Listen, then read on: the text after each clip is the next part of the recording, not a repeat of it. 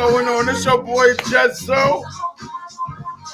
Hey, I'm back. They ain't gonna stop me now. That's right. They were trying to stop me, but they ain't gonna stop me. Cause what, Jonesy? What happened, Jonesy? Go, Miss Jones. Hey.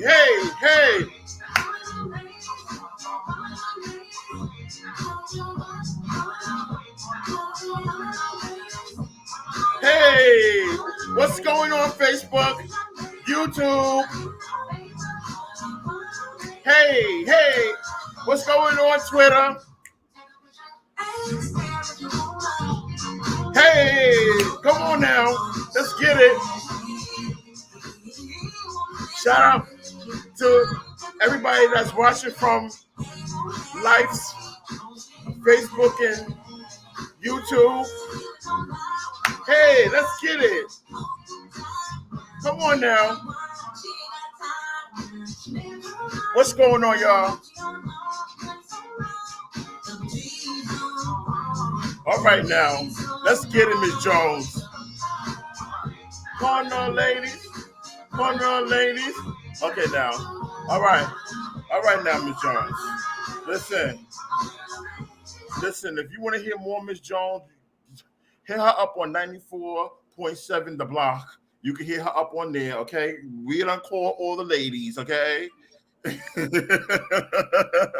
We done call all the goddamn ladies. Now, y'all bitches get up in here right now. Calling all men. Come on now.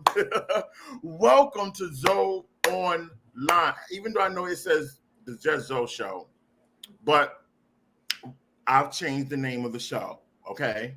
So the show is called Zoe Online, and I'm your host, the Just to the Zoe, okay? The Just to the Zoe, okay? So welcome to the show. Listen, we had a broadcast that went out a little bit earlier, and it got interrupted because the devil is working. The devil is trying to work, but he can't stop us. He won't stop us because we're not going to let the devil work, right? Right? Okay. So are y'all ready? Because we're 32 minutes behind, but it's okay. Okay, I'm gonna add an extra 32 minutes on this broadcast because I'm fair and I like to make sure my people get what they came here for, right? All right. So listen, in the spirit of celebrating hip hop, the 50th anniversary of hip hop, there are so many different concerts and benefit events, and the big concerts is started just now. It's 6:33 right now at Yankee Stadium. Everybody's there from the Biz Marquies to the Dana Danes to the Fat Joe is there. Lil Wayne is there. Like just everybody in hip hop. Remy Ma. Just everybody is there, right?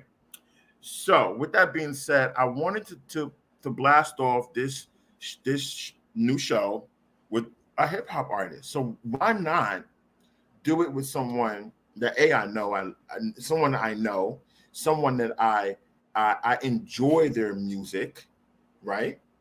And she's making her return back to music. I'm making my return back to media, right? So without any further ado, I want you to clap for my guest, Infinite. Let's bring Infinite up. Ooh, ooh, ooh. Let's bring Infinite up. What's going on, Infinite? Yo. What's going on? Chilling. How are you? Chilling. I'm feeling good. I'm feeling blessed. I'm feeling tired. I'm feeling all kind of shit. Okay. So, but I feel good. I'm happy that I'm here. Welcome. Okay. Hello, everybody. Hello, everybody out there. So now we were talking about hip hop and the 50th anniversary of hip hop. What does hip hop mean to you? Well, I mean, I feel like hip hop is a culture. Mm-hmm. As black people, we were stripped of our culture on several different occasions, I would Mm-hmm. say.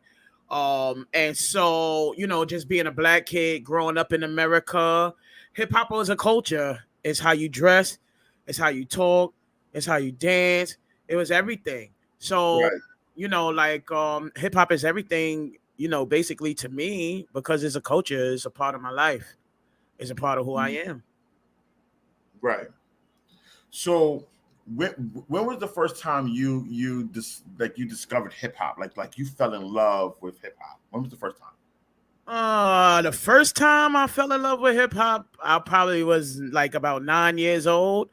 I Mm. remember being like 9 years old and going to the center and doing talent shows and stuff like that. I always just Really? like had a knack for stuff like that. I don't know why, because I'm a really shy person. Really? It's crazy. I'm a really shy person, but I I embellish the moment when it comes down to like being in front of people and expressing myself and stuff like that, and I believe in myself. You know, so yeah. So when did you know that you had the talent to rap and stuff like that? When did you know that? Um, I knew that when I knew that I could make things that make other people dance. When I could make songs that make other people dance that other people could relate to. That's when I knew it was like I got a talent for this. This is something that I really think I could do. And then there was other people that would like buy, beats from me that I would create and stuff like that. So it was really like the love of the people that was around me that needed the music and wanted my music and came to me for music that made me say like, yeah, I'm really good at this. This is something I could do, especially if people buying it from you, Right. because shit, money don't come easy. Right. So you grew up in Harlem? Yeah, I'm Harlem You made. I was born in Harlem Hospital. was born in Harlem. Was you and you was raised Yeah. in Harlem? I was born and raised in Harlem until about the age of maybe about 9 or 10, and I moved to Dykeman. And Okay. that's when Dykeman wasn't even popping. Like now, Dykeman is popping. Everybody talking about Dykeman and going crazy. But Hmm. I remember when shit nigga be scared to say Dykeman. Like Right. what? Exactly. Like they Exactly. wasn't with the shits, and Dykeman was lit then. We had a lot of shit going on at Dykeman for real. But I'm from Harlem, Harlem raised, Harlem born, everything like that. But Dykeman got a sweetheart and a sweet place in my heart too. Okay. So that's where music came from Harlem. Cause I'm from Harlem too. And Okay, I'm okay. from Harlem too. So being from Harlem, like Harlem was a music town. You know what I mean? It still is a music town. Like music enriches the soul of Harlem. I think everybody in Harlem has a connection with music. It's good to say that because, like I said, hip hop was a culture that was Hmm. created, and so Harlem want to get fly. We are part of that get fly movement. We gotta basically stay fresh, wear the same colors, match the shoes, match the hat, match. You get what I'm saying? Like Right, we were just all exactly. a part of that, and so that was the cool thing. And then you know, I hip hop started in the Bronx, Hmm. and we got to give respect to the Bronx as Of course. always, you know. But some of the hottest artists came out Um, of Harlem, Harlem. and got it started. I just said that. I said that a couple of weeks ago on my station head show, when Mm. I was reviewing the BET Awards, and then I said that recently. I said that last night that Harlem. Honestly speaking, Harlem's really like the nurturer of hip hop because Mm. a lot of the artists, while hip hop was in the Bronx. It started in the Bronx, but a Mm. lot of those hip hop artists they came from the Bronx to Harlem because a lot of the bars, and then you had the Apollo Theater, and then you roll up and down 125th Street, Lenox Avenue, St. Nick. So all of that was in Was a part of the culture. It was a part of the culture. the culture, You right? know, it was Exactly. definitely a part of the culture, especially in the 80s and the 90s. Everybody wanted to show off their fresh new car. So niggas, people would go right now and go cop the rented just to go Right, to Harlem, just to pull up and look crazy. You know what I'm right, saying? Like exactly. it's all about how you look, it's all about how you smell. Like that's just what it was. And I feel like, I feel like it was a collective energy when it came down to like the birth of hip hop. Mm-hmm. As a Harlem native, I would like to take the say, yeah, like Harlem and hip hop, we definitely got it really started. But I'm gonna say it was a collective of all the different boroughs in New York that brought things together. We had some really Right. creative black kids that was out there on the streets. They needed to make money. They had to find a way, and they found a way through hip hop. Correct. When I look at I think it was the one of them news channels or whatever, they had Method Man up there talking, and that's really motivating to me, because at the end of the day, he started out in Staten Island like he Mm-hmm. was a bum. They were bums. Right. Yeah. They were fucking bums. But they put their best foot forward. They let their talent speak for themselves, and they push forward, and they believed in themselves. And Mm-hmm. so, I think hip hop is the power of black people. We created Of something course. powerful that will live on this earth forever and ever, no matter, even we probably might outlive the roaches and shit. You know what Right. I'm saying? Earlier, I was saying that hip hop strain comes from skedaddle. Do you remember? Do you remember how the old time used to skedaddle? Right, right. Uh-huh. Hip hop comes from that, and they put word poetry into that, Into that. Mm-hmm.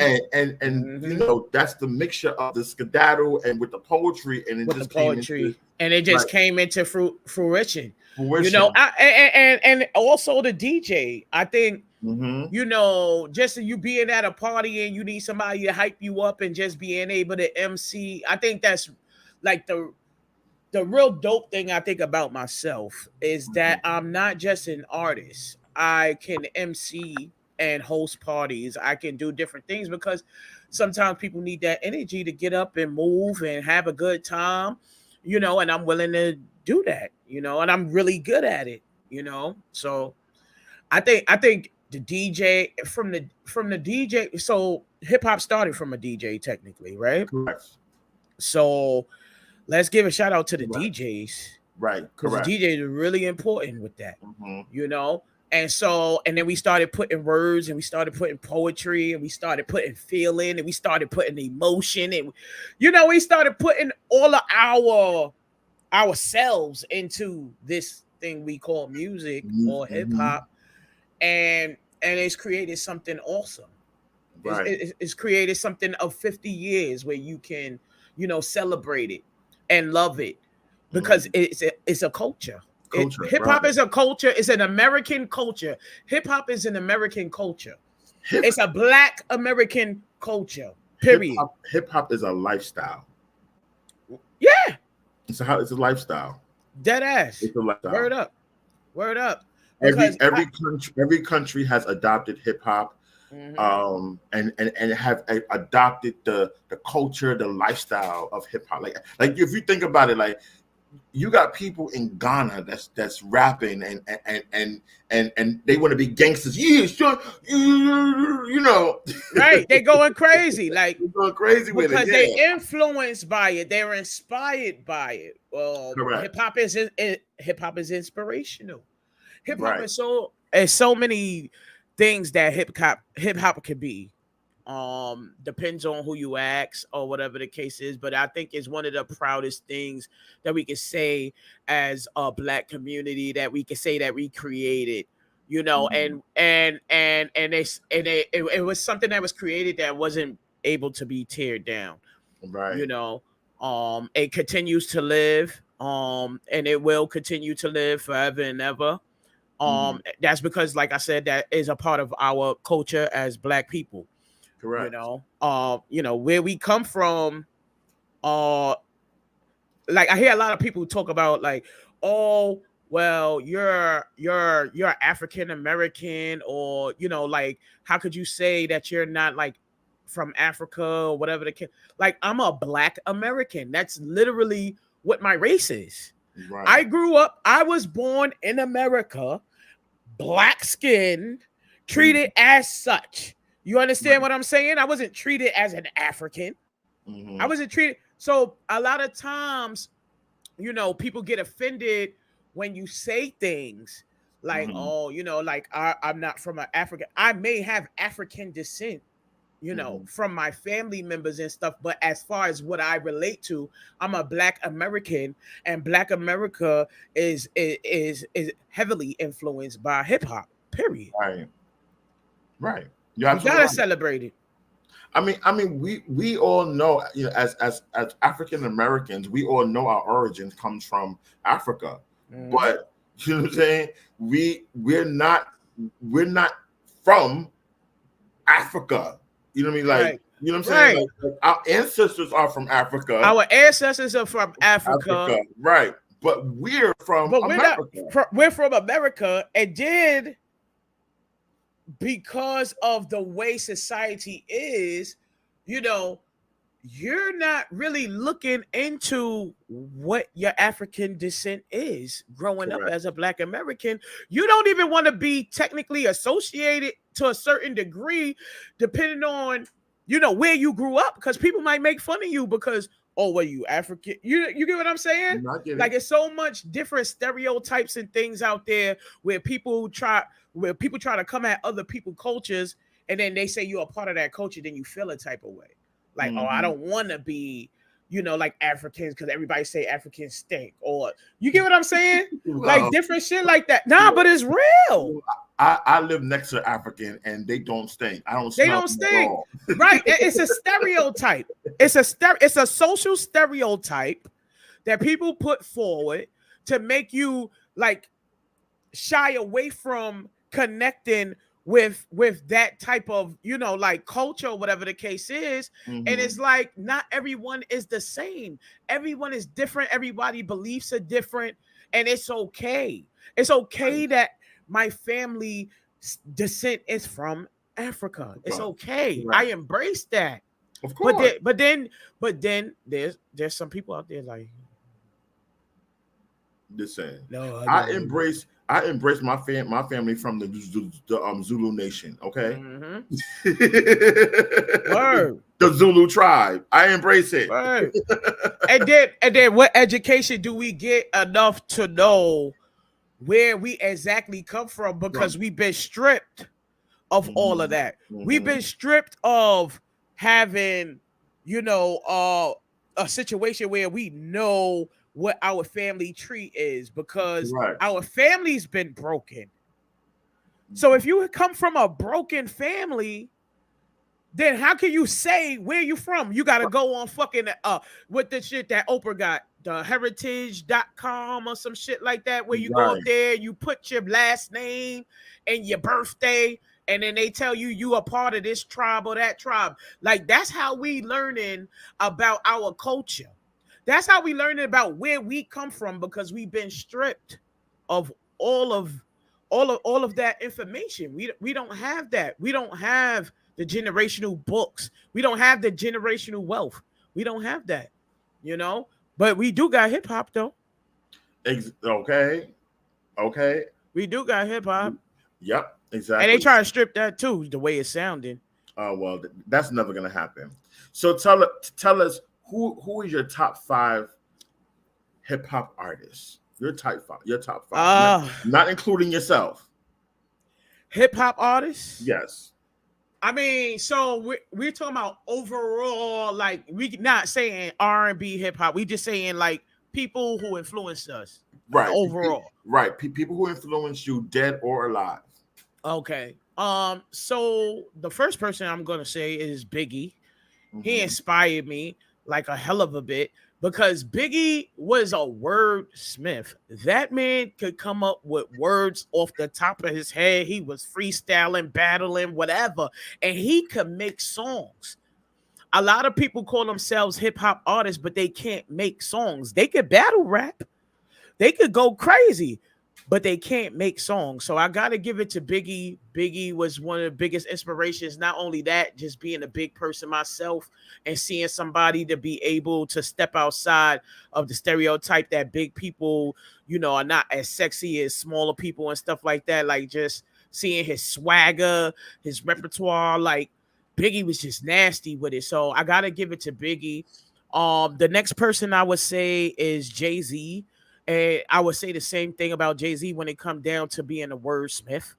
Mm-hmm. He was definitely crazy with a lot of his metaphors. A lot of Jay-Z albums that you listen to, you probably don't even catch up to what he said until 2 or 3 years later. Like, oh shit, that's what he was talking about. So I gotta give it up to Hove. I gotta give it to Mary J. Blige because Mary J. Blige was one of the most influential, female artists at the time for me. Um, I'm gonna give Little Kim some too. I'm Pause. gonna give Little Pause for 1 second, because you said yeah. Mary J. Blige. Believe it or Yeah. not, Mary J. Blige rap.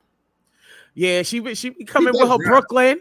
Go Brooklyn. Yeah, she Go raps, and she Brooklyn. goes And she by be coming Brooke. with her Yeah, Brooklyn. Right, yeah. right. I know she be on it. But Mary is like she's a queen. She's a goat for me. Just because of where I was at in my life and what I could relate to and being a female, expressing yourself, all kind of shit like that. Like I was definitely, fucking with Mary J. Blige. So Hove, so I said Biggie, Hove, Mary. Yeah, Biggie, Hove, Mary. So you got two more. Yeah, man.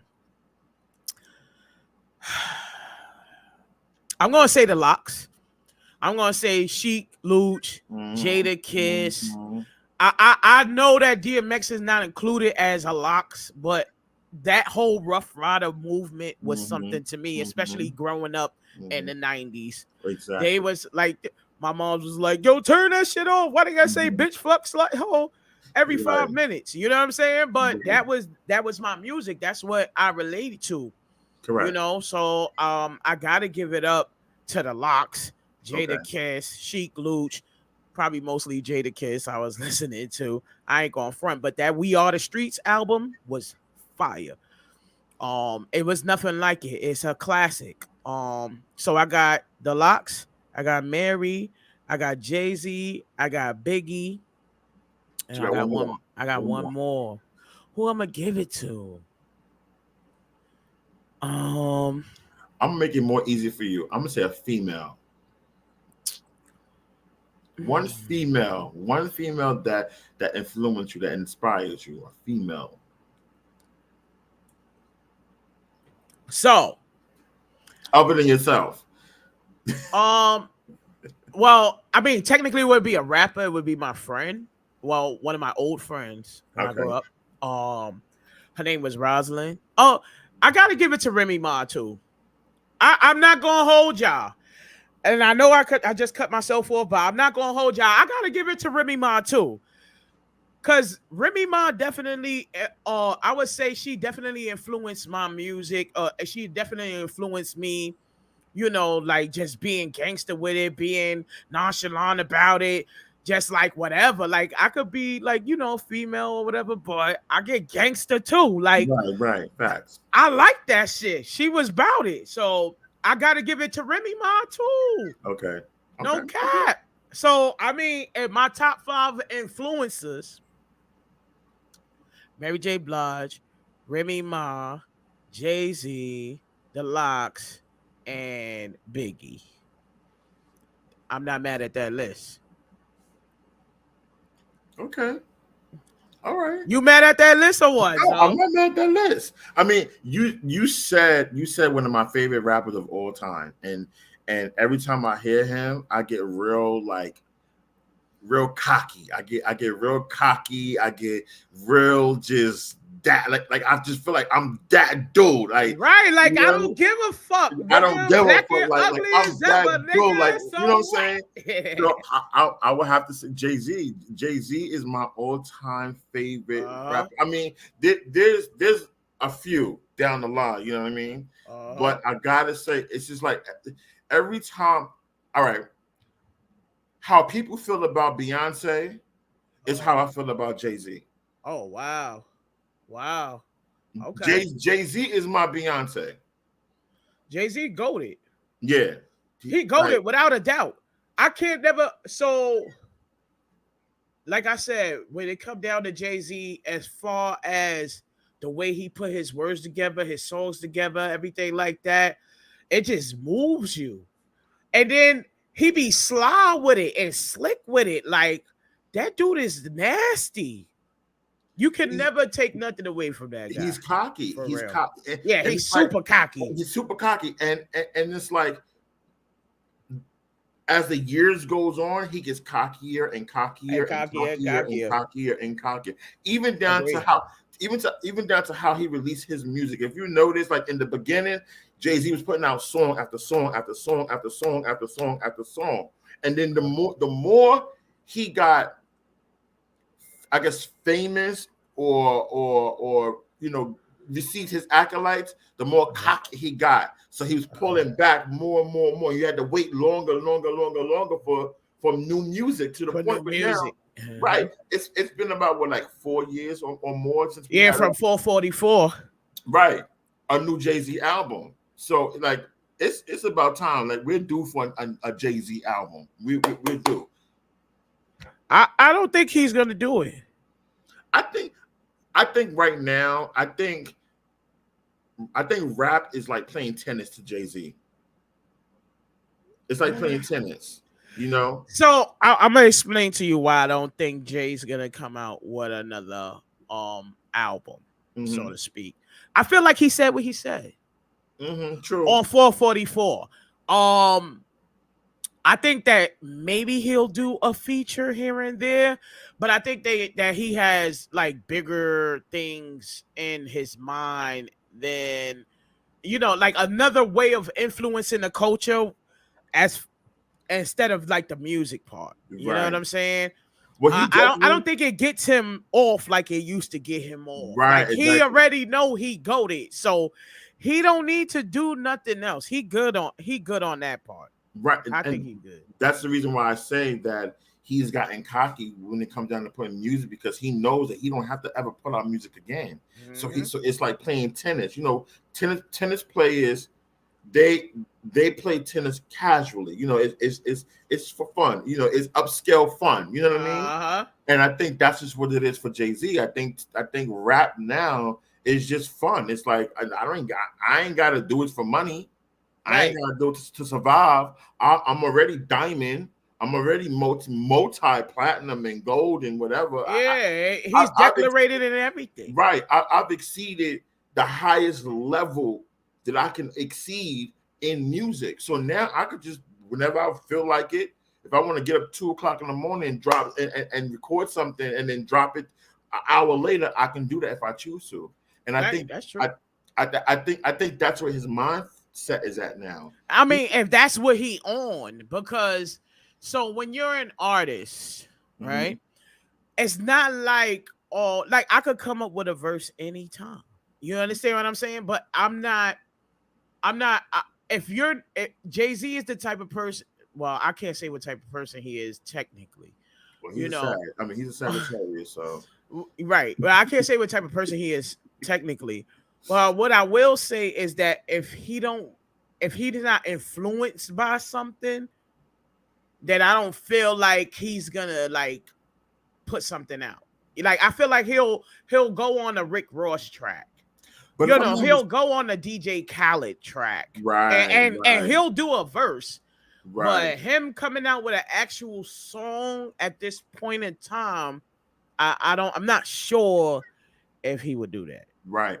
If I'm not mistaken, I think he did an interview, and I'm gonna search forward that interview where he said that at this point he has nothing to really rap about because he Right. raps about everything. You know what I mean? Yeah. Like the only thing that he now can rap about is his success, and Mhm. nobody wants to hear that. Like like niggas in the projects don't want to hear about how successful he is. Uh-huh. And I believe that he said what he said. He said all Yeah. he could say. He did all he could do as far as music is concerned. Now, like I said, he could talk his shit on Mm-hmm. a track at any time. He could say Facts. a whole bunch of shit. Mm-hmm. But to get an album from Jay-Z right now would be like, okay, what are you gonna do? Like, as you doing relationship goals, like he's on another level. It's just Actually, on another level. the last album that we got from Jay-Z was that album he did with Beyonce. That was the last one. Oh, it's 444. Was it the 444? The with the OJ. I'm not black, I'm OJ. Okay. I think so. Yeah, 444. Yeah, Check that shit yeah. out. That 444. album Yeah, go hard too. I yeah. like that album. I like the motherfucking American Gangster album. This A album, lot of yes. people shit. First of Reasonable all, doubt. when I listened My to favorite. American Gangster, I was shitting on that whole album. And I Uh, was working at the front door of the club. I was the head of oh, really? security at the 4040 club. Do you know that they closed it Yeah, they closed 40 been open for 20 for years. 20 Nigga, close years? that Yeah, shit. yeah. It's over. Right. Breaking news. Right. They closed 4040 Club, and supposedly they're going to move it somewhere else. It's a possibility that they could Yeah. see more money somewhere else. Those people, they want money, period. I Period. mean, Right. when you get to a certain level, you know, I'm an up and coming artist. For me to aspire to have a club is not on the level that Jay-Z and Beyonce and the rest of Rock Nation people that's running that place Mm-hmm. could care about a club. A club is just a club, Right. you know? Exactly. But like I said, for me, coming up, I don't really see 100K, 200K a year. You understand what I'm saying? So at the end of the day, if I could generate income from a club that's gonna bring me in some money, I could see that. But for Jay-Z and Beyonce and Rock Nation, all them people that's doing that, like, what they need to do that for? Right. What they Exactly. need a club for? So if it's Exactly. gonna be a tourist attraction or something like that, they do some shit on 42nd Street where people could come, you know, it'll be something like that. But as far as like having a nightclub, that was something that people aspired to do years ago. No. Right. Exactly. Years ago, remember Diddy had a club too. Yes, he did, and it was short lived. It was on Fifth Avenue, if I'm not mistaken. It was Yeah. like it was called Justin's. Justin's. Yes, it was Yeah, I Justin's. remember Justin's because Yeah. my man Alan Barkoff, he still does Justin's reunions. Oh yes, I Yeah. remember the Justice reunions. Yes, Uh-huh. Justin's was more of a lounge, like a dinner spot, and like Mhm. restaurant slash lounge slash club Mhm. thing. But it was more like you go there and eat, and yeah, I remember Right, that. you go there, eat, you hear music, shit like Yeah, that, whatever the case is. But look, Puff, that been going for a minute.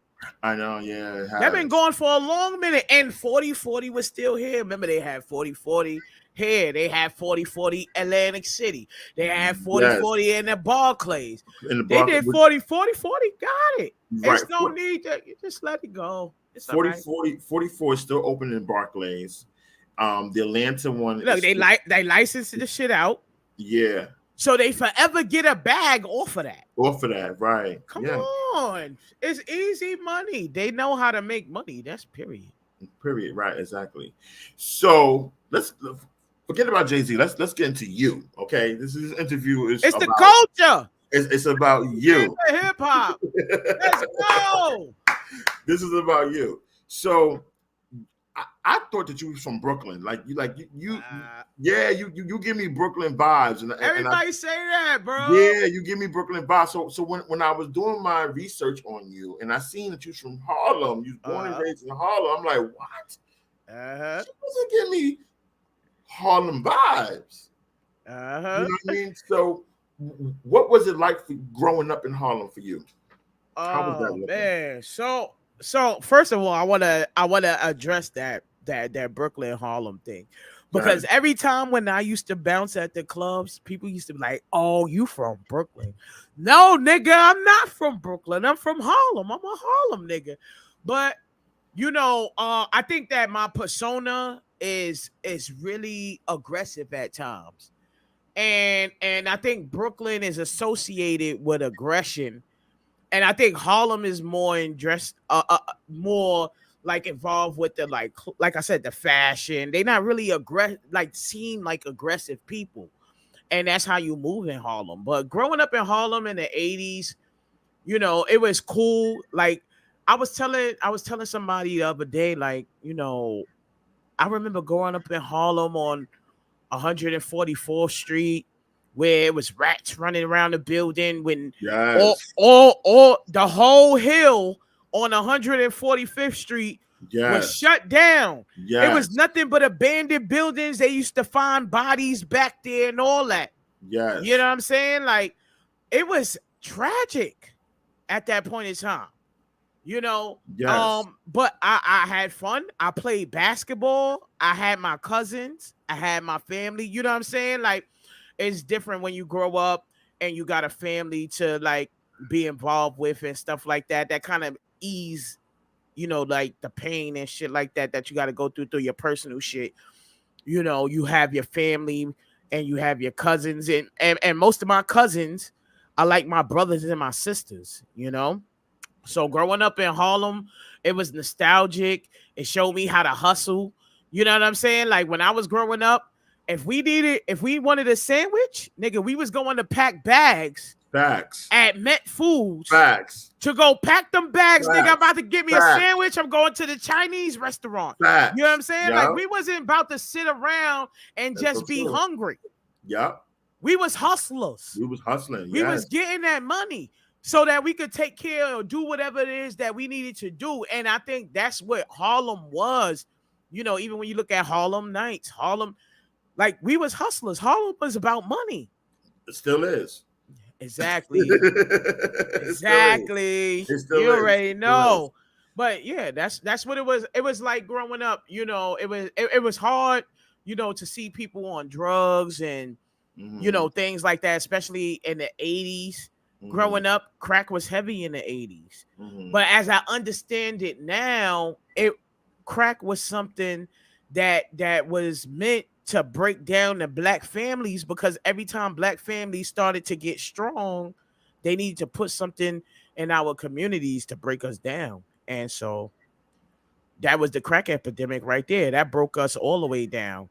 So we took 2 steps forward, but then we took 2 steps back. And that's why we got to keep on with the progress and everything like that we doing right now. Real talk. Right. So, what kind of kid was you when you was younger? When growing up in Harlem, like was you a wild child? Was you into your Uh, books and school and I wasn't in no school. You know what I'm saying? I was in the talented, gifted class, but my teacher was still whipping my ass because I didn't do my homework. You know what I'm saying? But so for me, it was more about playing basketball, hanging out with my cousins and shit like that, like shooting hoops. Like basketball was one of the biggest things in my life too. You know what I'm saying? It was a getaway for me. It was a way to go outside and play and don't be judged and shit like that. You know what I'm saying? Mhm. Like basketball was really big for me. So I just like really as a kid, I just embraced, like the athleticism that I had. I used to run around, all kind of stuff like that. And then when I went from Harlem to Dykeman, that's when it really went crazy because Dykeman is all about basketball and everything like that. I was on Dykeman basketball team. I was the first female on the basketball. I was on a basketball team with dudes in my junior high school. You know what I'm saying? Wow. Yeah, I was it was like the first female on a male basketball team. Like I Wow. was going ham when I was playing basketball and stuff like that. I think anything I do, I try to master it Mm-hmm. as long as I'm like engaged with it or whatever the case is. It's something that I want to do. I try to master it. I Okay. try to be the best that I can at it. Right. So yeah, so So what at what age did you start rapping? Like what? How did you get into rapping? So I think I was about maybe 15 years old when I started rapping. Okay. Uh, it was one of my friends. Her name was Rosalind, and we used to cut school and bullshit. I used to go to Park West High School. I don't know if anybody out there Yes, know I about remember Park Park West West. High School, Yes, but that I'm was gonna tell y'all niggas right now, nigga, you get caught slipping in Park West. Niggas was taking your motherfucking shoes, everything. Like yes. Park. Let me that's tell when you something. blood started Park first West. coming out, right? Park West was kind of a bougie school, but a badass school in the Mm. same breath. Yes, I remember Park West. And remember, down the block was graphic arts, Arts, yes, yes. right? So first of all, that's when the Bloods had came from California. You know, the Bloods and the Crips, and then that's where everybody started getting in gangs and shit like that. And to be in a gang, nigga, you had to do something to get in there. So they used to run down niggas, take niggas' shoes and all kind of shit before they got on the train over there at Park West. So it was going down. It was real. Yes. I remember that. I do. I'm telling you right now. So what happened is I was at other people's schools. Mm-hmm. I'm supposed to be in school. My mom's checking on me at my school, and I'm at my friend's school, Oh, chilling. You know what wow. I'm saying? And then so we chilling or whatever the case is, and my friend was telling me that she made some raps and she started like rapping and all that. And I'm like, oh, that should sound dope. And she was like, you know, you should try it too. So I started trying it and shit, and I started liking it. And I started liking like making beats and stuff like that. And so a past partner of mine, she wanted to embrace my creative side or whatever the case is. So she went and got me a keyboard. And so I used to take the keyboard, plug the keyboard up to the tape deck, and I used to tape over everybody tapes. Nigga, I didn't care who tapes it was. I'm taping over everybody tapes because I'm about to make me a banger. And Wow. so I started making beats. So it's crazy that I wasn't influenced to create music from somebody that's in the music industry. I was, you know, I was influenced by somebody that was one of my close friends at my childhood or whatever the case So is. so you was inspired to create music for indie artists, for just regular people that Well, for myself, I was making music for myself. The shit that I didn't want, or the shit that people heard, or whatever the case is, if they wanted to buy it, I was willing to sell it to them. You know what I'm saying? I feel like, you know, when it comes down to indie artists, they don't have enough money. They don't have enough, you know, like exposure. They don't have enough this. They don't have enough. So they need someone to help them, to embrace them, to give them things, you know, or to help them with things that they don't know about. And so when it comes down to it, that's why I try to tell people, you know, I had We On Radio, I had We On Magazine, I had We On every damn thing. Right now is We On Life. You know what I'm saying? mm-hmm, But mm-hmm. the reason that I did the things that I did as far as like having a record label and trying to help other artists is because I know the things that you need in order to be successful as an artist. Right. However, if you don't have the money to do it, you're not going anywhere. Wait, yeah, exactly. You're not going anywhere. The Right, DJ at the radio station, they want at least 500, and that might be capped right now. right. You understand what I'm saying? Like, you have to pay the DJ to play your song. Yeah. So at the end of the day, the reason why you like the half of the motherfucking music that you like right now is because they played it 10 times. Right. Who got that Exactly. money? The record labels have that money to pay the DJ to play your shit 10 times Right. every hour. So it's called programming. Right. You know what I'm Exactly. saying? And independent artists don't have enough money to program people to like their music. Right. Period. Exactly. Yeah. That's bottom line, They're nigga. still struggling. Yeah. If right now I tell you to go listen to my song, right? Mm-hmm. You hear my song, you like it. You may not even listen to the shit maybe until maybe another week. But if you hear it on the radio 5 times on your way, maybe to the bar or maybe to the club. You know your Right. favorite song. Don't do it to him. You know what I'm saying? Don't do it to him. You said play the song, listen to your song.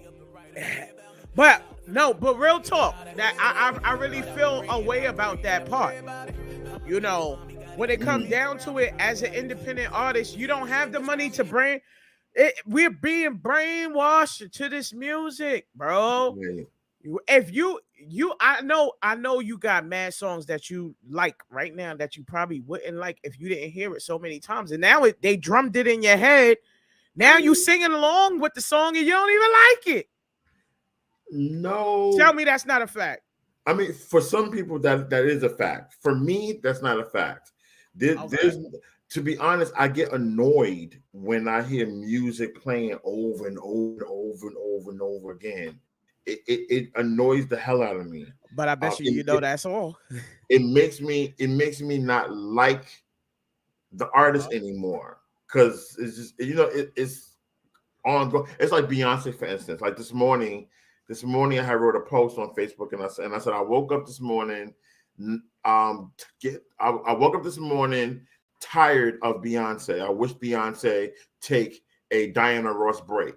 And the reason why I said that was what you just said, because it's Beyonce is saturated now all over the place, in the internet, the radio. It's like everywhere you go, it's Beyonce. Because she got that money, right? And it's annoying. It's annoying. She got that money. She got that money. You go Beyonce.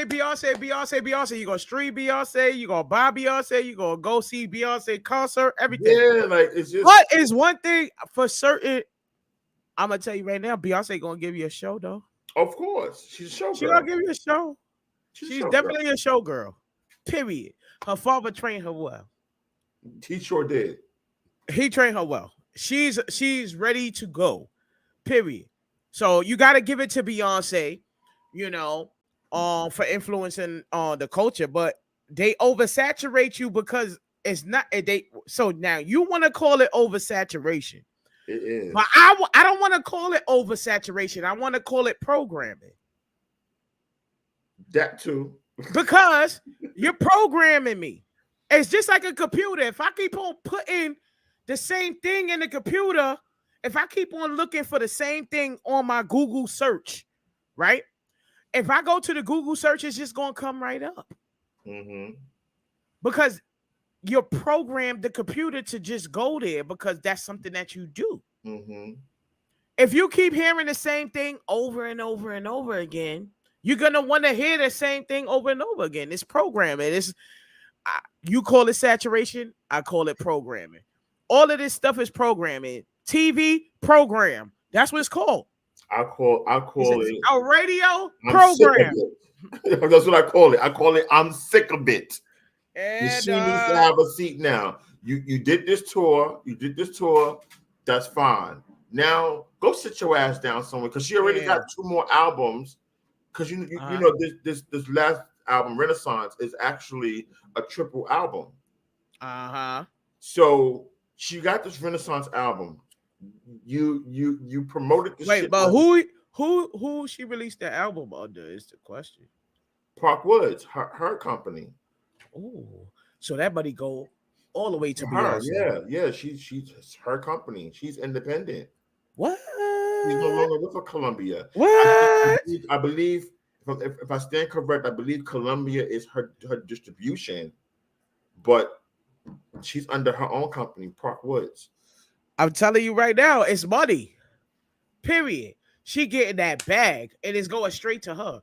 And so, all of these artists, they're realizing that they can create income and monetize themselves and make the money back to themselves. They don't need a bigger company because they have enough money, to create those promotions, to do those things. And so that's why, I spent so many years trying to help other artists because I knew that they didn't have it. So I would charge the low for you to come do a radio show.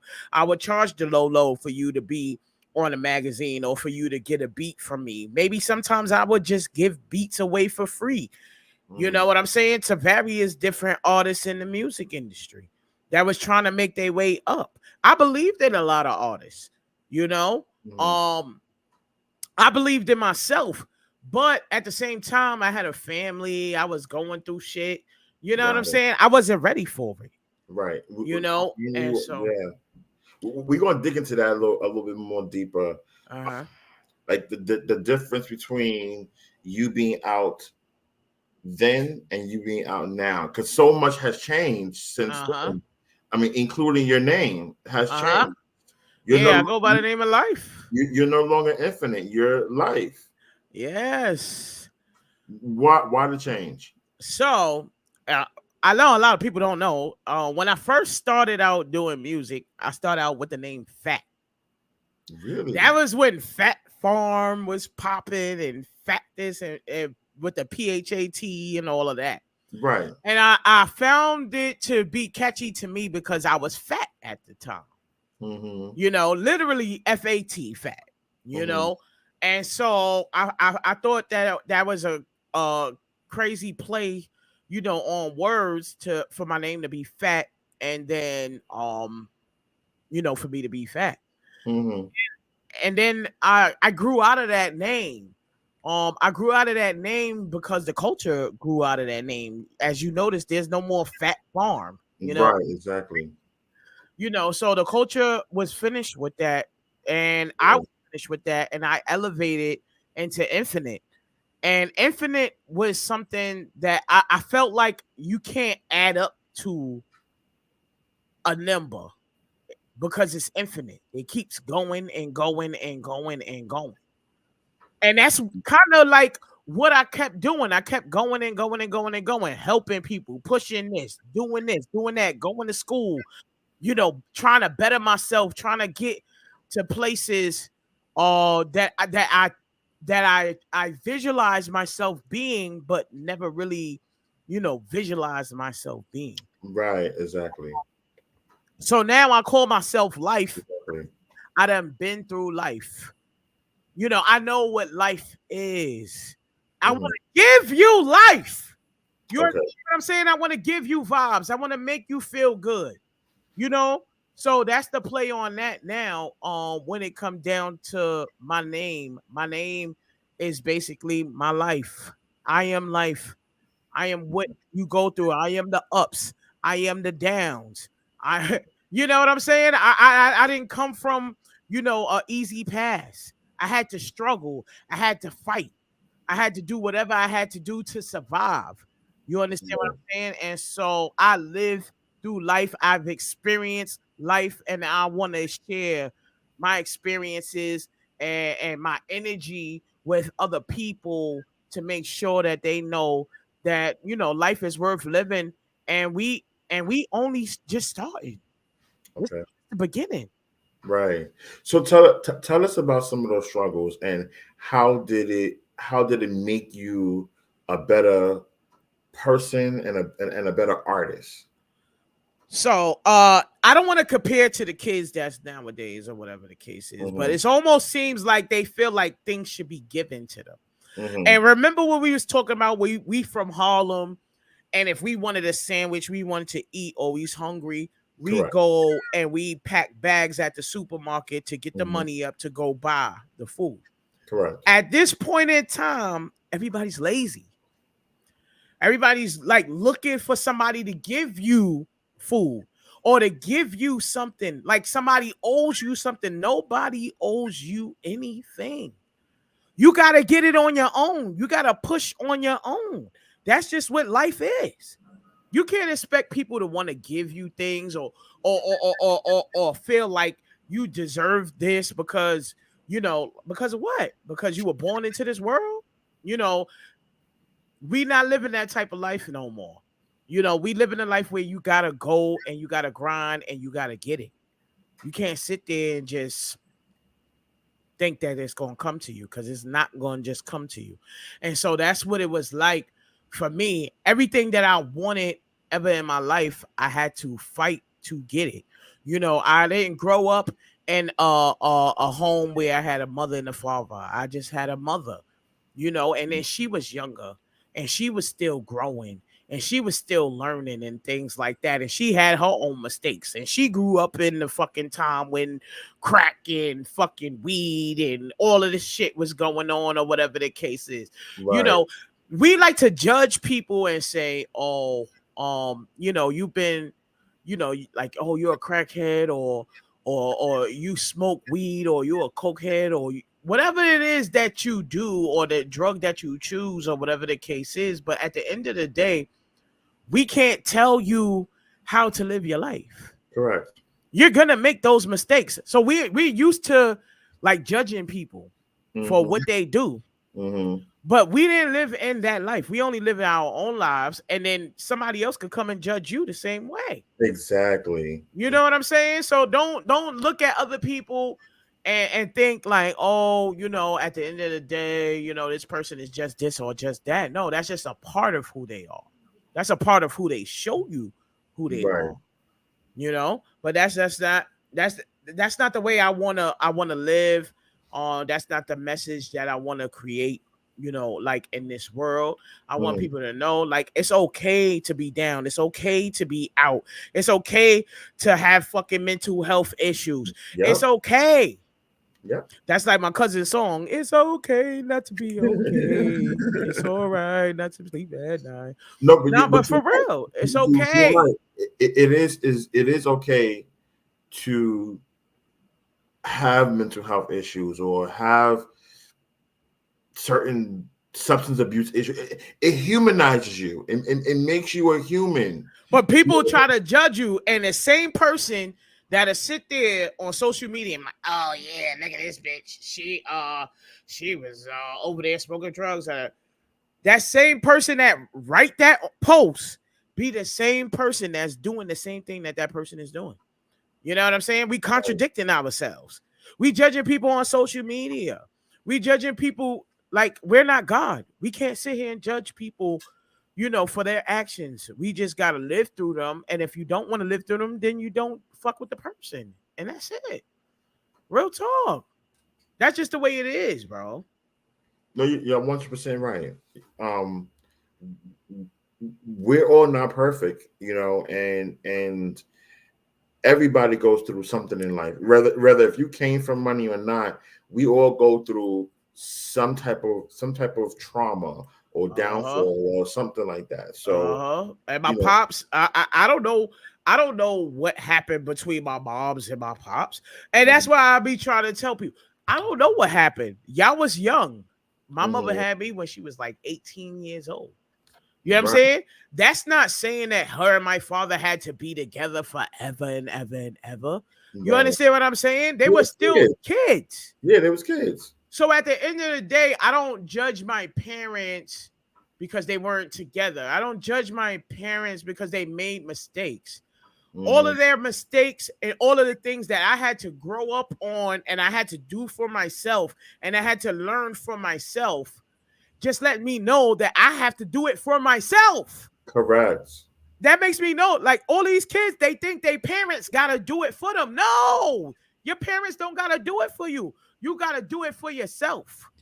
For us, who grew up in the '80s, in our age bracket, a lot of our parents was young when they had Uh-huh. us.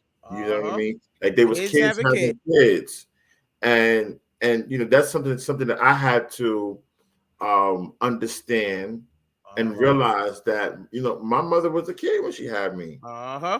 So a lot of the things that transpired during my upbringing, Uh-huh. it was because she was a kid having a kid and didn't know how to be a parent, And I try to tell people, an adult. first of all, you may be 30 something, 39, 38, 40, 60, whatever age you are. You still looking for love, right? It's Hmm. still people out there that's still looking for love, looking for this, looking for that.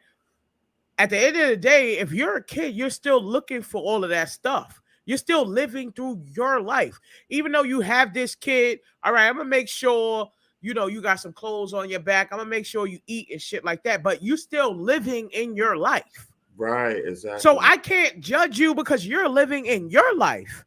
It's funny that you say that, because I was having a conversation with somebody last night, and I was telling them, I said, you're a young parent, and while you're giving your child hugs and kisses, you want them same type of hugs and kisses from somebody from someone as well. I agree. You know what I'm saying? I agree. Yeah. And a lot of times, growing up, especially just being a lesbian, Let's talk about it. I grew up thinking or seeing lesbian culture, right? Because this is all a culture. LGBT, all of that shit, LMNOP, QRX, TUV, WX, Y, and Z. All of the motherfucking letters in the goddamn alphabet. LGBT is a culture, period. And the culture says, oh, there's a dyke, there's a stud. Well, we went from dykes to studs. They're femmes, they're femme aggressives, and what else? They're like feminine dykes or some shit like that. Like they all try to categorize things. And so growing up, I grew up in a dyke era. Like you're supposed to be hard, you're supposed to be this, you're supposed to be that. Right. And you're so busy trying to live up to what you're supposed to be. Right, exactly. As opposed to who you are. Exactly. Okay? And so just live for who you are and not who you're supposed to be. I'm sorry. I am a lesbian. I am very fucking aggressive at times. What is your pronouns? She, her, I still get my period, and I still got my pussy. Okay? And she and her. Girl, what? I feel the same way. Like hey, my pronouns is him, he, his. Right. That's my pronoun. I'm a man. You know what I mean? Identify with being a female. I mean, yes, I do take it back door, but at the end of the day, I'm a man. Did we just have a revelation? We just had a revelation. Yes. You know what I'm saying? When I stand up to pee. Right. And just your sexual preference doesn't decide, what box you want to put yourself in. I don't want to put myself in a box. Correct. I don't want to put myself in a box and say, "Oh, I'm a stud." I don't want to put my socks and say I'm a femaggress. I don't want to put myself in these boxes because these are all social norms. This is for you to be able to tolerate me. You need to be able to put me in a box and categorize me. You can't categorize me. You can't put me in a box and tell me, oh, I'm just a stud and I'm just supposed to wear this and I'm just supposed to wear my hair like this and I'm supposed to talk like this. You're not going to tell me how I talk. I talk how I talk. I talk my shit. Period. That's just how it is. And at the end of the day, I don't think that people realize it and they try to fit in. Mm-hmm. And we learned that as kids, you want to fit in, you got to wear these clothes and you got to do this and you got to do that. It's all right to be different. Biggie was different. Jay-Z was different. All of these people were different and they were okay with themselves being different. It's okay for you to be different. It's okay for me to be a lesbian and like to fucking talk to my gay male friends and act like a fucking queen. What the fuck is the problem? You mad? But you know what? You hit something on the nail when you said being gay is a culture, being gay is a lifestyle. Mm-hmm. And a lot of people misconstrued that, when they think of gay, they think of the sexual aspect of being gay, and it's not just about the sexual aspect of being gay, it's the lifestyle. You know what I mean? Like, okay, right, like it's a whole lifestyle. You know what I mean? Like, you live that life, you live your life as a homosexual, as a gay person. It's a lifestyle, and then you still try to find your way to fit in with that. And that's the crazy part, because the same very people that's LGBT this and LGBT that, you're trying to fit into that culture. So Right. you need to follow the social norms of that culture. Right. That's Exactly. that's not right. It's not right Right. that I have to follow that social culture. I don't have to follow that if I don't want to. Right. One of the most inspiring like LGBT, people of time was Kells in Miami when they used to have their YouTube channel, because they made it okay for you to be in your culture, for you to say how you want to, what you want to say, how you want to say it, or for you to wear long weaves and be a dyke and it be okay. Like, Right. what? You can't put me in a box. I don't want to be put in a box. Right. So for me, I understand what you're saying, and I feel you, because for me, the technical term is that I'm a bottom. Yeah, Right? your social stereotype is that you're a bottom. Yeah, I'm a bottom, right? My So, social stereotype in the LGBT community is that I'm a stud. right. Well, So when here's when your I was line. when I was coming up, I was always told, you're too masculine, you're too aggressive to be a bottom. You Mhm, have to be feminine to be a bottom. I'm like, what? mhm. That's not who I am. But that's the culture. You're right, but the culture says, oh, you're too feminine to be Mhm, a bottom. You know what I mean? mhm. Even to this day now, like I've met different guys, and they'll be like, oh, you're too masculine. You're not feminine enough. Like you're not you need to be more womanish. And I'm like, but that's not who I am. That's not. Uh-huh. It's not. Yeah, that's why I don't try to fit into any of those social norms. Yes, I am a lesbian. I like pussy. I like it a lot. Hmm.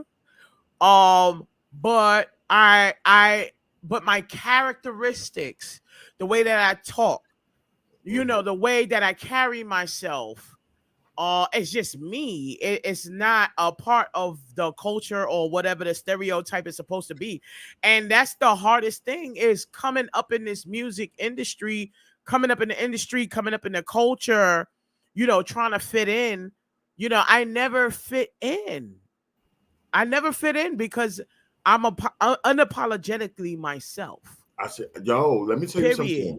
Let me Like, tell you. oh, you're not supposed to wear this. You're not supposed to wear that. Bitch, don't tell me what to wear. Let me tell you You something. don't you don't pay my bills and you don't go Honestly, shopping and buy my clothes, so don't tell me nothing. honestly speaking, I always felt like I never fit in within the gay community. Always. Uh-huh. I always felt that way. I always felt like I was an oddball out. Like, I didn't look a certain way. Uh-huh. I didn't act a certain way. Uh-huh. I may not have the certain materialistic things that they want. I always felt that way. I've always Uh-huh. felt like I was alone and by myself within the community. Within the community that's In the supposed to community be for for everybody. everybody, yeah. I That's always felt crazy, isn't it? Isn't right. it crazy to say that the same very communities that you fight for, the same very community that you stand for, the same community that you hold a flag for, that you die for, all of that shit, they don't accept you for who you Who are. you They are. accept you for whatever the social stereotype is that you're Correct. supposed to be. Right. Because this is the program. Correct. The word And of the day is program, baby. They and they program try you. they try to make you or manipulate you to be what they want you to be for them. Right, Instead of accepting you for who you are, right. they want to make you be who they want No, you no, to no, be. no, no, no, no. Now you got to fix that, because they don't want to make you be nothing. Mhm. You want to make you be that. Right. You want to make you be that because you want to fit in. You don't want to feel like an outcast. You don't want to feel different from everyone else. You want to fit in. So, Mhm. because you want to fit in, you conform into these social norms. Yeah, Okay. that's And true. so, what happens is that when you embody yourself, when you love yourself, and when you do the work, on yourself, you push past that and give bitch, well, I don't care. too bad for Yeah, you, yeah, girl. yeah. If you don't live for it, somebody else will live for it, girl. Facts. Too Facts. bad for you. Facts. Facts. So how was it for you growing up? Like, did your family automatically accepted you and your sexuality? Did they Oh, know, like from a kid? Like, did they know, like, they probably always.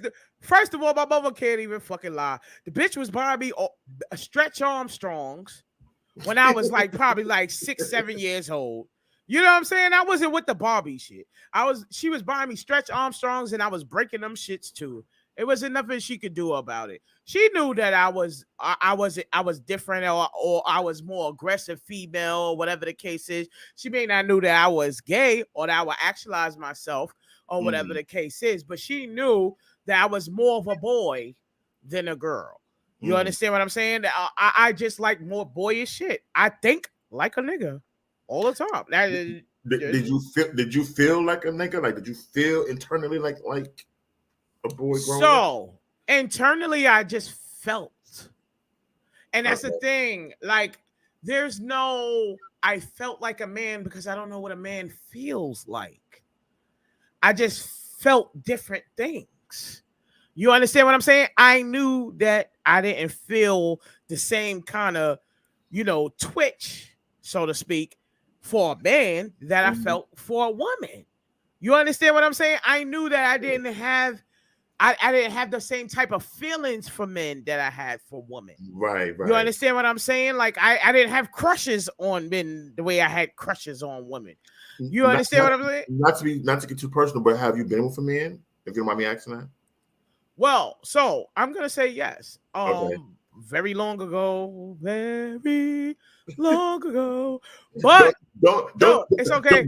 I don't want to fit into the social norms. It's okay. Don't tell me you pegged him. I didn't even know about that part because that's the new thing now. At that time, I didn't even know about that part because I feel like I was sexual early, due to certain situations in my family.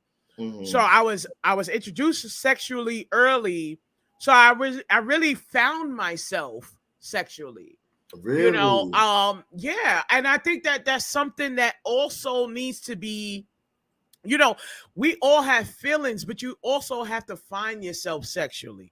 Like, what do you like? What do you like to do? Who do you like to do it with? Is it a male? Is it a female? You have to find yourself sexually. You have to find yourself in all different type of ways.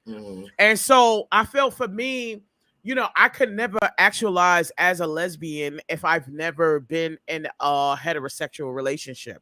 Okay. And I feel that way because I can't have those emotions for you. Because I'm not interested in it. You get what I'm saying? And men. Right. So I don't have that. So in order to know that you don't have that, sometimes you have to, engage with it. And that's okay. Right. Okay. Real talk. That's fair. Yeah. That's fair. I feel like that. And I feel like a lot of people try to shy away from it. Like, oh yeah, I've been a lesbian all my life. No, bitch. Maybe I was a lesbian all my life. Maybe I was. But at the same time, I still, I was taught, oh, you supposed to get a nigga. The nigga supposed to pay the bills. The nigga supposed to do this. Supposed to do that. I probably say nigga a lot. I'm sorry. I grew up in the 90s and the 2000s. So it's okay. What these bitches want from a nigga. You know what I'm saying? So I'm sorry if I use that word too much. But, like at the end of the day, we as a culture need to change our perception on our lives. Our lives are our lives. It's nobody else.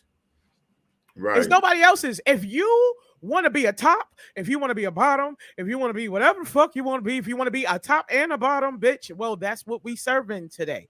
Top and bottom, bitch. What happened? You understand what I'm saying? Right, facts. That's how it gotta be. And then you'll notice people will come along and like, oh yeah, I felt the same way you felt. And I feel it, and I want to do the same thing you do. And then people will go along and follow that. and then people all start to consume it, and then start becoming another stereotype. You Right. know, that's just the way life is. You know, Right. No, people. I get it. I get it. That's true. So, um, at what age, like, how can I say it? When was your first experience? My first sexual Yeah, experience, yeah, or like with a female. yeah. Uh, I probably was like Do you 15. remember? I And do think you I was remember her? 15. Well, yeah, I remember her. I will always remember because I was on some fuckboy shit. You know what I'm saying? Mm. And I was like back in the day, I was like 15, 16 years old, and they had like the chat line going. That's when they had the power chat and all Yeah. that shit. So I Oh was like, yes. The hello, Brooklyn Raven. anybody? And my The mama had notes. the unlimited phone. I said, Yes. when Jerry used to get on that phone, I was on it. Yeah. Real talk. I was on that shit. So Here's the next guy. I met a chick up there or whatever the case is, and the bitch lived excuse me, the woman. She lived in New Jersey or whatever. So I went out to go see her, or whatever the case is. Come to find out, she was kind of younger than she said she was, or whatever the Oh case wow. is. But I was young and she was young, or whatever. And I just went for it. You know what I'm saying? I'm Right. like, fuck it. I'm gonna just go in. I'm gonna go in, and I had a sexual experience with her. The relationship was really cut short because, like I said, the lies and shit like that. I was like, yeah, I can't fuck You with wasn't you. with it, But right. after the sexual experience, I was like, okay, this is who I am because I was a dog. That's what it Okay. is. So that first time, like you knew, like, okay, I like this. This is what I like. This This is is what I what. like. This is who I am. And then that's when I self-actualized and I knew who I was and everything like that. And it was hard to, like be so I was around a whole bunch of heterosexual women, Mm-hmm. and males. Mm-hmm. No one was talking about sex or what their sexual orientation was, or there was no education on, like gay things and stuff like that. It was all about, heterosexual. You get you a boyfriend and, that's it. Mm-hmm. That's all I knew about. And so all of the things that I was experiencing was kind of new to me. I didn't really have any education. And that's why I said I kind of had to learn on my own as I grew, as I went on, Right. and I was just true to myself through it all, through I was molested when I was Ooh. younger. A lot of people try to say that people that are molested were like that's why they gay because You know they were what's crazy? molested. Not to cut you off, but I remember many years ago, I had a former friend Mm-hmm. who tried to insinuate that about me. She was like, hey Zoe, I went to church and the pastor was talking about homosexuality. And the pastor said that homosexuality comes from a person who was molested. Uh-huh. And I knew it, I knew where she was going, and I'm just waiting for her to say it. And she was like, "So is that for you? Like, was you molested?" And I was like, "No, mm-mm. I knew Uh-huh. I was gay at the age of 5 years old. Okay, I wanted to Uh-huh. be Erica Kane for all my Uh-huh. children. Uh-huh. Okay." That Erica K was a Okay, I motherfucker. wanted to be Erica Kane, okay, from all my children. I used to see guys in the neighborhood and my little wee used to get a little hard. Like, you know what I mean? Like I knew from a kid. So, Uh-huh. you know, all homosexuals, um, it doesn't strain from Uh-huh. being violated. You know what I'm saying? In some cases it does. Exactly. In some cases it may. It may, right. It may be that you make that decision based on what happened to you. But Right. at the end of the day, it's about being true to yourself So, and what you like. mhm, It's period. It's what you like. I right. don't get off on the nigga. I'm sorry. It's just not doing nothing for Yeah, me. I don't get off It's so on JJ, so right. we. Like that's just life. It's just what you prefer. Life is what you prefer. Life is what you do. Life is how you feel. And if you're not living your life in that way, then you're lying to yourself. No, To front for other people mm-hmm. who probably not even living their life. So why you fronting for people for? You know what I'm saying? Facts. No, you're right.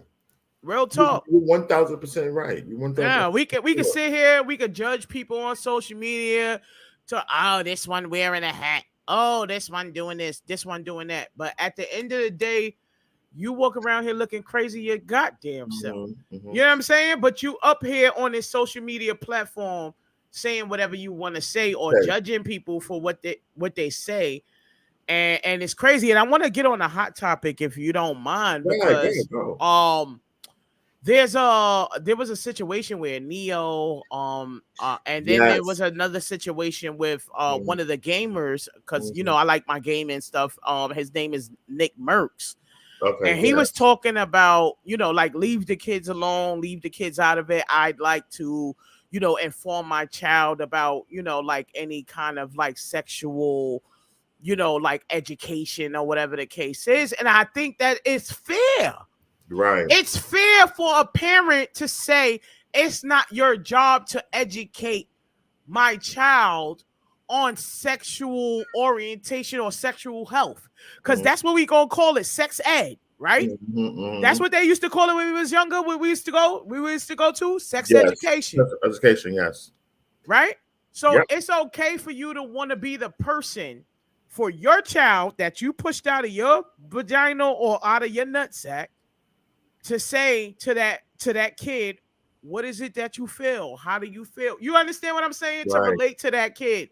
I don't think that it's fair that we judge people on how they want to raise their children or their opinions, because it's their opinions, it's theirs. Do you believe that homosexuality should be taught in the schools, or should it be taught at home by the parent? So I think that when it comes down to it, that there should be a sign, like a contract or a sign off at school, right? I think that this should be a program that's outside of the educational program, okay? And that if your child is experiencing, like you said, you were 5 years old when you felt like tingles when you saw men. I was 15 years old when I saw women and I felt a type of way. There are different age brackets and different children that may experience life in a different way, that their parents know that what's going on with them and can sign them up to those classes to educate those kids. You understand what I'm saying?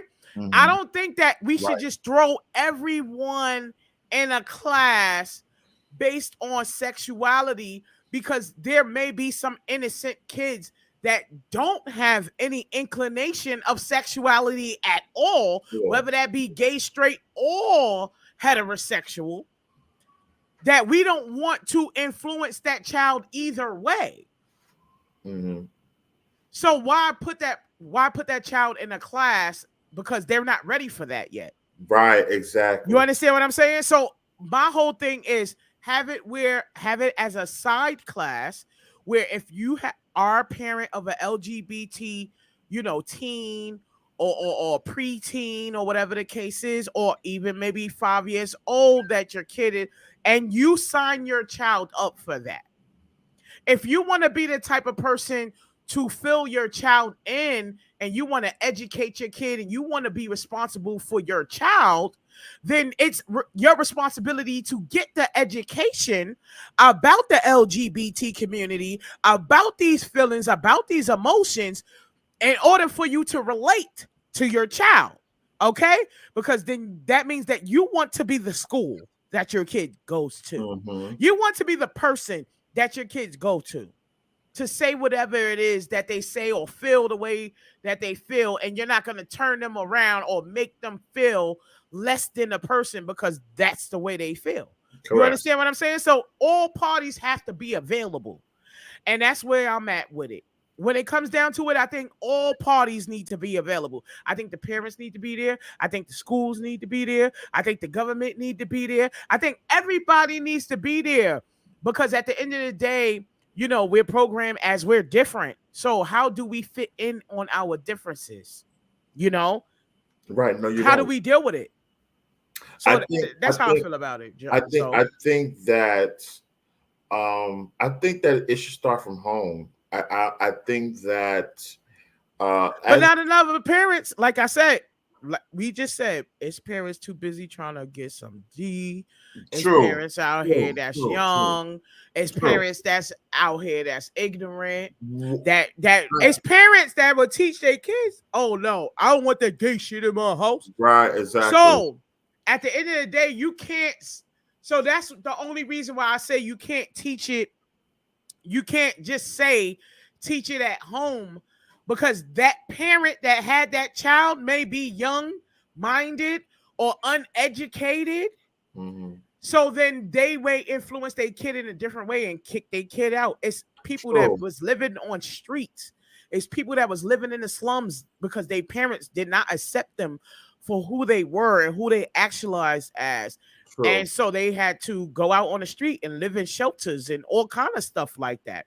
Hmm. So I wouldn't just leave it to the parents because all parents aren't fit to teach their children, Hmm. to be who they are. Correct.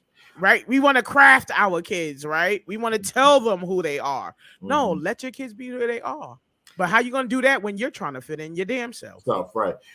What I was gonna say is also too, I agree with what you said where um I think that it should be some kind of like permission slip type of thing to Uh-huh. be signed Uh-huh. by the parents saying that Uh-huh. the school, the counselor has the right. And that's what I think. I don't think that a teacher should talk to the child. I think a counselor or a therapist should talk to the child about it, and then contact the parent and work Agree. and work out something where it could be some Agree. counseling or Agree. It needs to be education. education, right? Education. But That's the, but the but forefront word. education on both parts, education on the parents' part and on the Mm-hmm. child's part, because Uh-huh. there are a lot of parents out there that are not educated on Mm-hmm. how to raise And a they don't know how to deal LGBT, with it. right, how to deal with it and how to raise an LGBT child. Exactly. They And don't there's know a how lot to of deal with parents it. out It there. was people that was coming out Dwayne Wade. Like, oh, his son is a female and then he just let him go early and I mean, honestly speaking, maybe, I'm gonna be maybe honest. maybe his child was ready to actualize himself at that time. You cannot sit here and continue to tell people, even from kids, who they are and who they should be. There are some kids that know, like, that kid is a prodigy. They're mad Mhm, smart. They mhm. answer math questions. They created the light bulb and this and that. And no, you understand what I'm saying? Right. You cannot sit there and minimize a child. You have to give the Okay. child every part of every information, all the information that you have, all the education that maybe a professional has, in Right. order for that child to learn and to decide what it is that they want. Right. Give it to your child. I think when it comes down to Dwayne Wade, I feel like number one, I think he's living vicariously through his child. That's just my opinion. I think that Dwayne Wade is on the How You Doing bus. Uh How you doing? exactly. Shout out to the great Wendy Williams. How you I think doing? that he's on the How You Doing bus, and I think that he's living vicariously through his child. But I do think that um while should support his child Uh-huh. in being what she chooses to be, Uh-huh. I feel that the process should have been a little bit more slower than Uh, what it was. I don't agree in allowing my child to dress and dress in women clothes or things of that nature until they're like 17, 18, when they assure that this is who they want to be and this is who they are.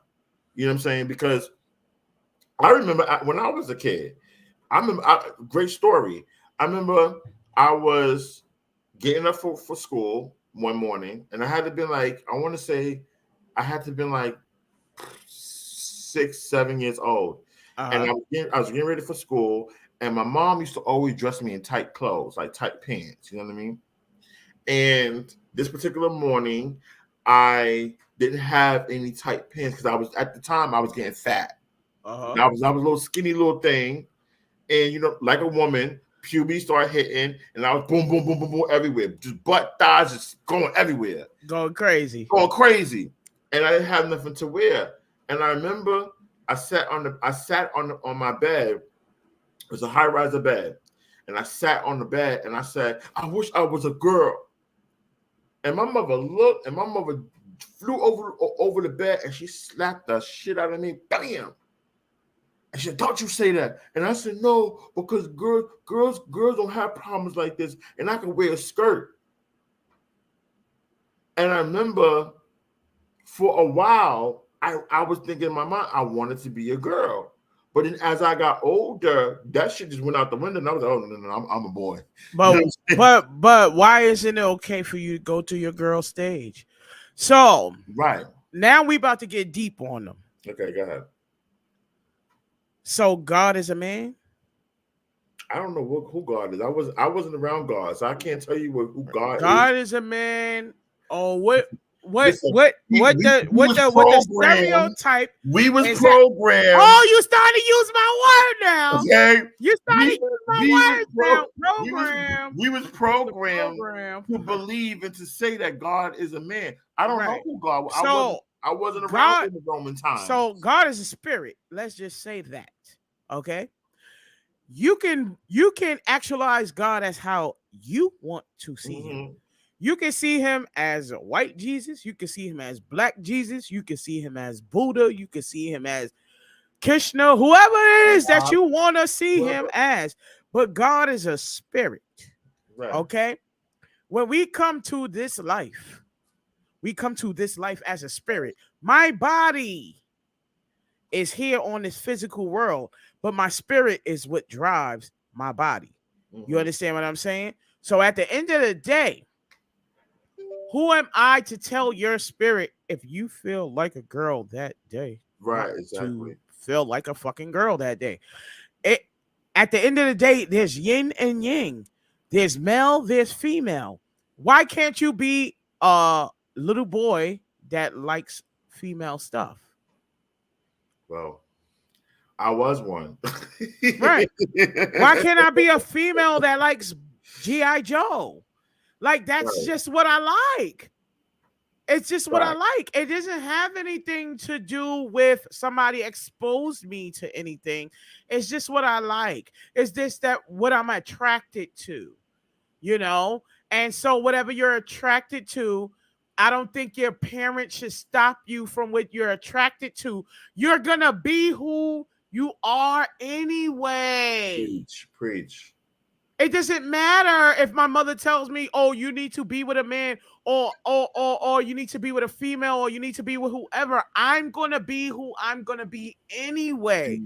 So I'm gonna embrace you as your parent to say, "Hey, you want to wear a dress today? Well, put on the dress, and the motherfuckers gonna laugh at your ass. I'm gonna just keep it real." Right. You know what I'm saying? You can put that dress on, but nigga, when you go to school, don't ask me to pick you up early. Because everybody's laughing at your ass because you got on a fucking dress and you're a whole dude. You understand what I'm saying? But if you want to wear a dress, I give you that. Because that's how you feel. Right. Let's stop taking away from the feeling of the children and imposing our thoughts on what the children need to know. Because the children are going to grow. They're going to soak up certain information. They're going to be gay, they're gonna be straight, they're gonna be bisexual, they're gonna be whatever the fuck they want to be. Right, exactly. Because that's who they naturally are. Real quick, let me just shout out the people that's watching on Facebook and Twitter and YouTube. Shout out to all of y'all. Thank you for coming through and watching. I hope you're enjoying the conversation. Feel free to leave a comment in the comment section. I'll throw it up on the screen. Shout out to everybody that's throwing up hearts. I see hearts being thrown up. So thank you so much for tuning in. But yeah, you're right. It's up. Hey, listen, man. I think we as a culture, I've seen people say, "Oh, like I had gotten some cats because I moved to East Flatbush and it'd be crazy out here in these streets, So you got to have some cats." And it's like, well, the cats are having sex with each other and they supposed to be brothers and sisters. This is what we are programmed to think. Break out of the program. That's what I want to tell everybody right now. Break out of the program. Break out of whatever social norm. Break out of whatever you think you're supposed to be and be yourself. Right. Love who you are. What you do. Make sure you spread love and that's it. At the end of the whole day. What's the point of me trying to be down? I don't want to be down no more. I used to want to be down. I was like Brandy. I want to be down. What you going through? We want to be down. Right. We want to be. Right. We want to be. We want to be on social media. We want people to like our videos. We want people to see us. We want people that we want to be. Right. Stop wanting to be and just be. Just be your authentic self. Just be yourself. And if motherfuckers, whoever don't live for who you are, fuck them then. It just means that at the end of the day, our paths don't cross. Right, exactly. It just means at the end of the day, we can't be friends. You understand what I'm saying? Because you don't like what I like. You don't do what I do. You don't feel how I feel. So you're on your own side. But it's okay for me to be who I am. And there are gonna be people who like what I like and be and like who I am. Right. I'm not trying to fit in with nobody. Right. And that's the thing. Be who you are. Don't try to fit in with nobody. Don't need those 100, 200 views on your page and act a fool because you're trying to fit in or you're trying to be recognized. Recognize yourself. Actualize yourself. Believe in yourself. We don't need none of that. No, you're right. You're 100% right. 100% right. March to the beat of your own drums.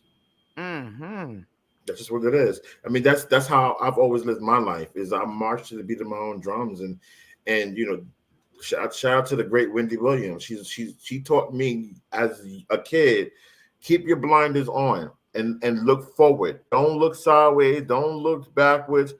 Keep your blinders on and just look forward. And focus on you and focus on being the best person that you can be. I agree with that. Focus on, and it takes time for you to get there. It takes time for you to sit inside of yourself and love yourself. Because like I said, when you're being programmed, as soon as you turn on the TV, what do you see? Right. Like let's be real. Let me ask you this.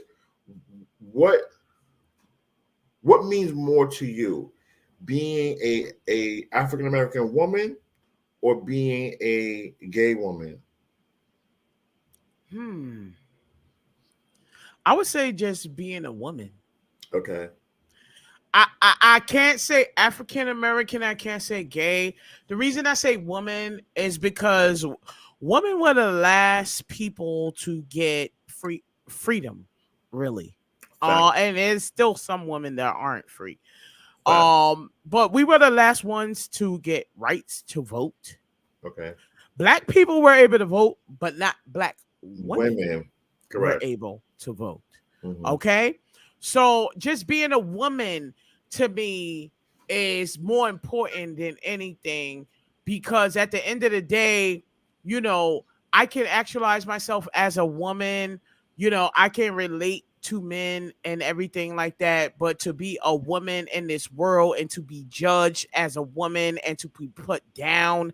as a woman and to push yourself as a woman is a whole different another level than ever being a man. I think when you're a man, you still have some type of what do they call it? Privilege. Right. I True. think you still have some type of privilege being a man. Mhm. Oh, you're not okay. You're not black, but you're white. Okay, you're not a man, but you're a woman. So white women still go through the struggle that maybe black men have been through. You understand what I'm saying? Like it's real. Women are less paid than men. Women are True. seen as more weaker than men, even though women is the one that's behind the man making the shit happen. Period. Mm-hmm. It's true. It's true. If you could change What's the any, saying? Oh, behind every great man is a what? oh, a strong ass woman. If if you can change anything, like equal rights for the LGBT community or equal treatment for black people, which one Mm-hmm. would you choose first? Well, just beat me like a motherfucking slave then, because I'm not you. I'm gonna just be honest. I stand for equal rights for everybody. Okay. Everybody should have equal rights, nigga. I didn't ask to be on this earth. First of all, my mother brought me here. Mm, My father nutted here. You understand what I'm saying? Like I should have a right to do whatever the fuck I want to do, or feel however I want to feel, or do whatever I want to you do. want to do it right? Period. That's just how I feel. Let me ask you this: Have you like? Do you know your father? Mm. And I'm I going deep. I'm going deep. I so know. I know who my father is, Mm-hmm. but do I know my father? No, Brother. I don't know my father. I don't know what he likes. I don't know what he dislikes. Okay. I don't know how he wakes up in the morning. I don't know my father. So you don't have You a understand? relationship with him. Yeah, I don't have a relationship with him, so I don't know him, but I know who my father is. Okay. You understand what I'm saying? Right. So my next question is what is the biggest let me rephrase that. What is the one lesson that your mother taught you that you use to this day? To this day. Yeah. Like what's the one You lesson? you need your education. Okay. You need your education. And I took that shit for granted like a motherfucker when I was younger. Like I told you, I was hanging out at other people's schools. I Yeah, didn't give me a too. fuck about school. I didn't give a shit about none of Me that shit. I too. was smoking weed, drinking liquor, partying with my friends, going to your school today. We going to the upper school tomorrow. We turning up is over. Right. If But there, as I grew, I realized whether it's college mm, or a trade or it's something that you teach yourself, mhm. you need some type of education to make you go further. Right. Period. End the story. In order for you to be a radio host, you may not have to go to a radio host school. But motherfucker, you gonna be on YouTube watching a whole bunch of motherfucking radio host shows. You're gonna Facts. see how they do it. You're gonna see how Yes. you have to educate yourself. Life is all about education. Facts. Period. That's what life is about. It's education, it's learning. You learning, you get knocked down, you get back up again, and you learn not to do it again. That's Facts. just what life is. Period. People don't realize that. And it's sad, you know. Facts. At the end of the day, I think that all people, whether you like to learn, through a program education like like a public school or private school or college or whatever the case is, at the end of the day, or however you choose to learn, I think you should always treat yourself to learn different things. That's Right. how you keep your mind going. Expand your mind. Expand your mind. Open your horizons. Yeah, because Yes, you yes. learn new and different things. Yeah, of course. Yeah, don't just learn how to scam. Learn outside of that shit. You know what I'm saying? Because at the end of the day, that shit only gonna take you but so far. Far, Your right. education could take you further. If there And was it depends on whatever it is that you want. one, right. If there's one thing that you can change about your upbringing, what would it be, if any? I don't think it would be possible, but I would say the knowledge that I have today that I had then. Because I was being a kid and I was cutting school and I was, not trying to be down and trying to do this and trying to do that. And once I got the education and once I healed from the things that I've been through, I was able to self actualize. But as a kid, you don't get those. You're trying to fit in. You just want to be down. That's what gangs is all about. Right. You know what I'm saying? Oh, I want to be down with a gang. I just want to be. I want to fit in a group of people. I want to feel like I'm a part of something other than myself because I don't know if I belong. These are all questions that we have when we're young. Do I belong? Who is God? What do I do? Am I supposed to be gay? Am I supposed to be straight? Am I supposed to be this? Am I supposed to be that? These are all the things that kids have questions about. Right. And you have to be the person to give them the knowledge on it.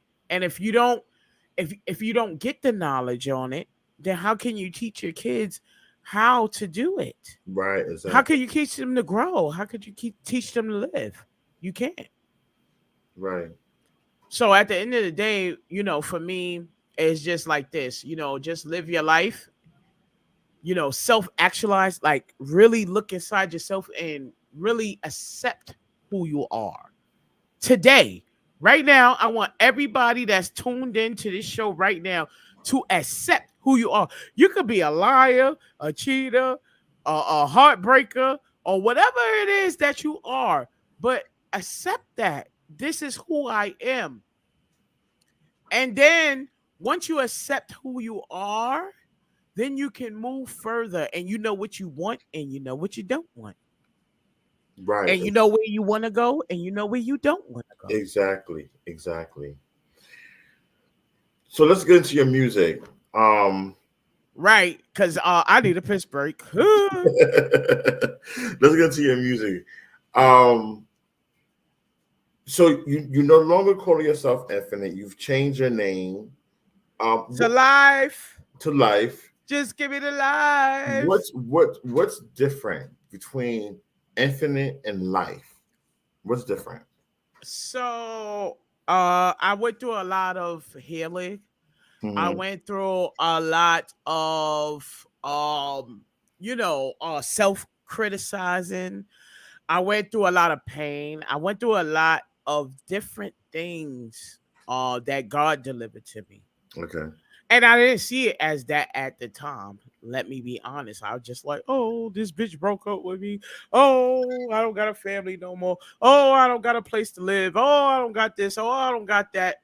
You go through all of these different type of things and nobody shows you how to live through it.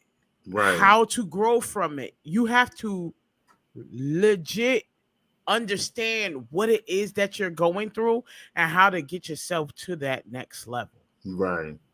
So at the end of the day, I'm always pushing to get myself further and to go farther and to I want to make my mother proud. I want to make my father proud. I want to make people proud, but I want to make myself proud.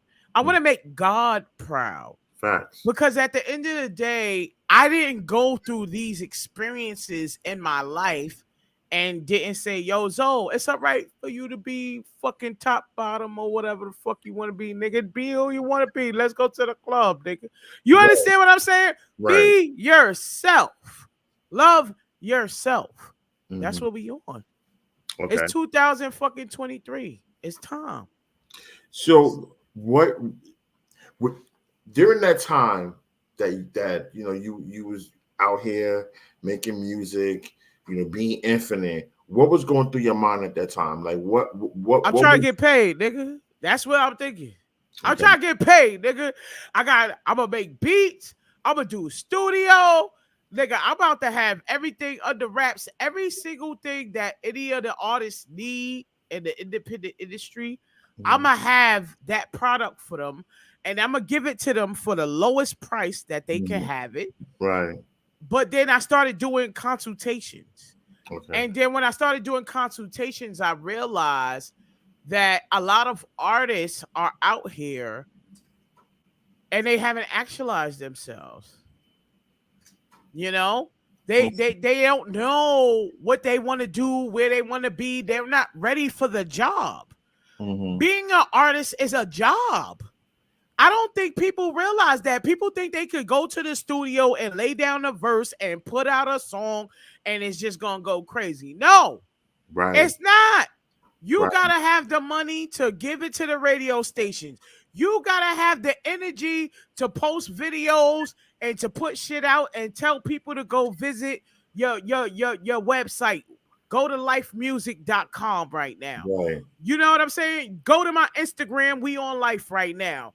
Go to my Facebook right now. Infinite CEO. You understand what I'm saying? You gotta have the energy to tell people to go and do these different type of things. A lot of people don't have that. Mm-hmm. As an artist, it's a job. It's a real legitimate job, nigga. I'm working 16 hours because I got a regular job and I got a Mm-hmm. motherfucking artist job. You And you understand know what I'm what? saying? And you know what? That's where the struggle comes in at, because when you are in the industry, and you're starting in the beginning, it's slow. So you're able to put the focus on your 9 to 5 job, but then once your industry gigs start to pick up, Uh-huh. now you feel that weight, because it's like, damn, you know this is now becoming a job in its own. Plus, Uh-huh. I have to do the 9 to 5 shit. And there's some people, and that's why I said educate yourself. Yeah. You don't know that there's so thousands of artists put their music out a day. But Hmm. they don't know that if you go to Spotify or Apple Music or Tidal or all of these streaming services that's out there right now, that if you go to Spotify for artists, you can register your artist page and you can actually put your picture up there. You can actually create promotional, you know, videos and content and things like that up there. Hmm. People don't realize that you can do these things, but it takes time for you to do these things. Right. Now, if you out here thotting and trotting in, you going to work and you want to turn up and you don't have time for all of that. All that, right. So you have to realize, do you really want to be an artist? Because being an artist is not just about making a record. It's not. Right. It's Yeah. about hitting up Just Zoe and like, yo, you got an interview? What's going on? You got a Back. show going on? Back. It's about reaching out to people. It's about showing love to people. It's about going to other shows and seeing what's going on. It's about community. Facts. Let me ask you, when you first started, was your goal in rapping and making music, was your goal to focus on the LGBT community, or was your goal was just to rap, like just to be a rapper or be an artist? So when I first started out, it was just to be a rapper, to be totally honest. Mm-hmm. But I noticed that when I wanted to express myself in a like a LGBT type of way or whatever the case is, that it was kind of awkward. And Mm-hmm. so I looked up like LGBT artists and things like that. And I saw like it was something called the Fat Family, which was like the out hip hop family. It was like a lot of LGBT artists, a lot of gay artists and things like that. People like being unapologetically gay. Right. And within a content and things like that. And so I was like, oh, like I can be real. Like when I say I want to go down, I don't have to be saying I want to go down on a man. I could say I want to go down on a woman or whatever it is that I feel I can be free to express myself. Like that's what America's supposed to be about, like freedom Right. of expression, right? But it's really not though. But that was my whole thing. So I was looking for other LGBT artists and stuff like that. So originally when I started music, it was just about me just being an artist. Okay. And then once I tapped into my artistry, that's when I was like, oh, but I can't say like Mary J. Blige, like what's the 411 or some shit like that, because I'm trying to see what's up with this shorty. Mm-hmm. You understand what I'm saying? So my music, I'm noticing, is kind of different than everybody else's, because I'm not gonna sit up here and say, you know, drop it down on some nigga type shit. I'm gonna say drop it down on a bitch. Right. I mean, or a woman. You know, I gotta clear the bitch and the woman. You know, that's just how I like I said, Right. I grew up in the era of what these bitches want from a nigga. What you want me to do? It's all right. Yeah. My platform is built. I built this platform for people to come on here and just be their authentic self. So it's okay. It's all right. You know what I mean? I understand exactly what you're saying. I have to admit, when I first came into the industry, I didn't know about the community like that. But what we're going to do is, real quick, what we're going to do is we're going to take a little intermission, and we're going to play your song now, and then we'll come back. We're going to play new song, old song. New song, old song. We're going to play the new one. We're going to play the new one. Let's go. Get it. And then we'll come back. Okay? Make sure y'all tune in. Tap in. So just in case anybody else got to go pee, tap in. Go right now. All right. So we're going to play her song. And this is called Get It. To my shoes, 23 games, 6, I will not lose. Get it, honey, get it, honey, get it, honey, get it. Now the way you bust it open, get it, honey, get it. Get it, money, get it, money, get it, money, get it. Now the way you bust it open, make me wanna spend it. Get it, honey, get it, honey, get it, honey, get it. Now the way you bust it open, get it, honey, get it. Get it, money, get it, money, get it, money, get it. Now the way you bust it open, make me wanna spend it. Wanna blame it on alcohol. Now she wanna strip. Now she wanna strip. Make me wanna tip when she cool down quick. Wanna blame it on alcohol. Now she wanna strip. Now she wanna strip. Make me wanna tip when she cool down quick. Wanna blame it on alcohol. Now the way you bust it open, get it, honey. Now she wanna strip. Now she wanna strip. Make me wanna tip when she cool down quick. Wanna blame it on alcohol. Now the way you bust it open, get it, honey. Now she wanna strip. Now she wanna strip. Make me wanna tip when she cool down quick. So that was Life. Okay, Life is her name, and that's her new single called Get It. You can download it on all social media. All music streaming platforms. That includes Amazon Prime, Apple Music, Spotify, and YouTube, and all. You could download that track from there. So lovely conversation. I'm enjoying this conversation. It's dope. But while we wait for her, let's get into some chit chat. So as we were stating earlier, 40 Club is closed. So well, first of all, let's get into this Made in America concert. We're speaking Jay-Z, right? We're speaking Jay-Z. So Made in America Music Festival, which has since, so I'm sorry, tongue tied. Made in America Music Festival, which takes place over the Labor Day weekend in Philadelphia, was scheduled to happen around that time on the 2nd and the 3rd. and the headliners was Lizzo and SZA. And the organizers, I'm so hyped right now. The organizers posted a message on their Instagram, and it says, due to severe circumstances outside of production control, the 2023 Made in America Festival will no longer be taking place. This decision has been difficult and has not been made lightly, nor without immense deliberation. Made in America has a legacy of delivering exceptional experiences for music fans and concert goers. And it is our commitment to always deliver a top-tier festival experience.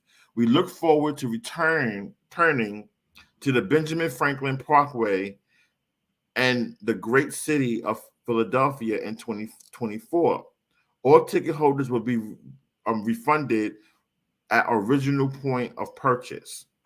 So the word on the curb is that this whole lawsuit pertaining to with Lizzo is one of the reasons why they don't want to do this concert.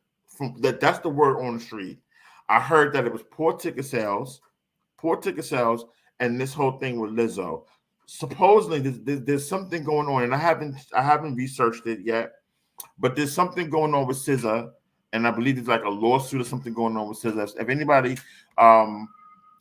that's watching right now, if you know anything about that with SZA, please feel free to comment in the comment section, and I'll put up your comment right there up on the screen. But supposedly there's something going on with SZA, and that's another reason why ticket sales are not flying, high, and they also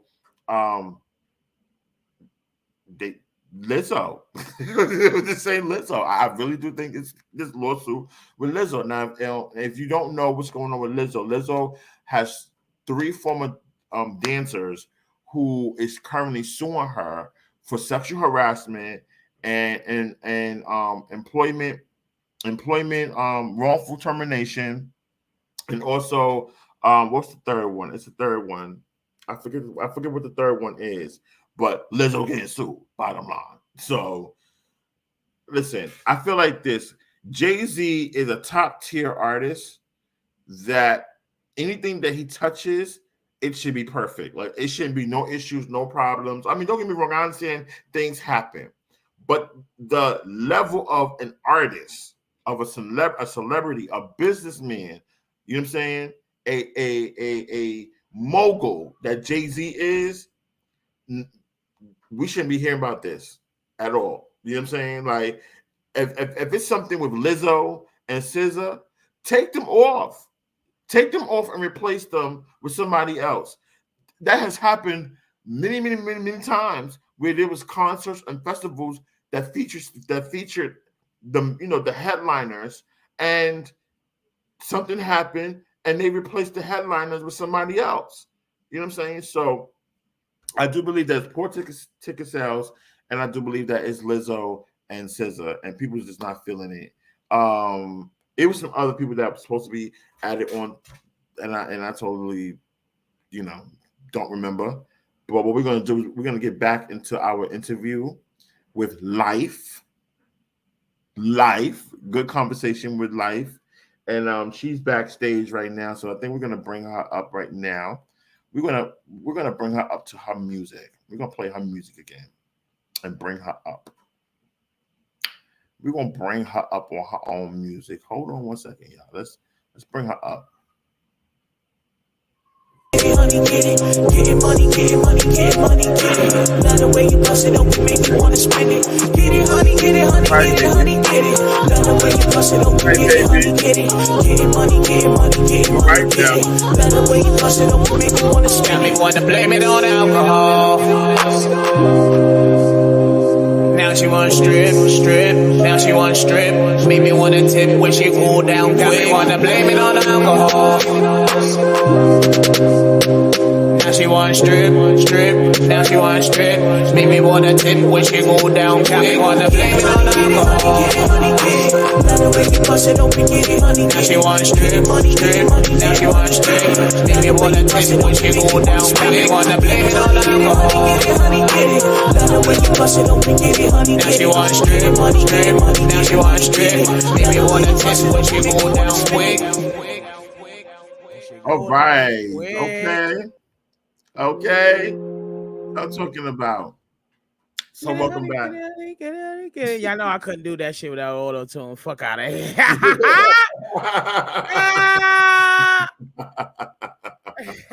had the harmonies and all that. Fuck out of here.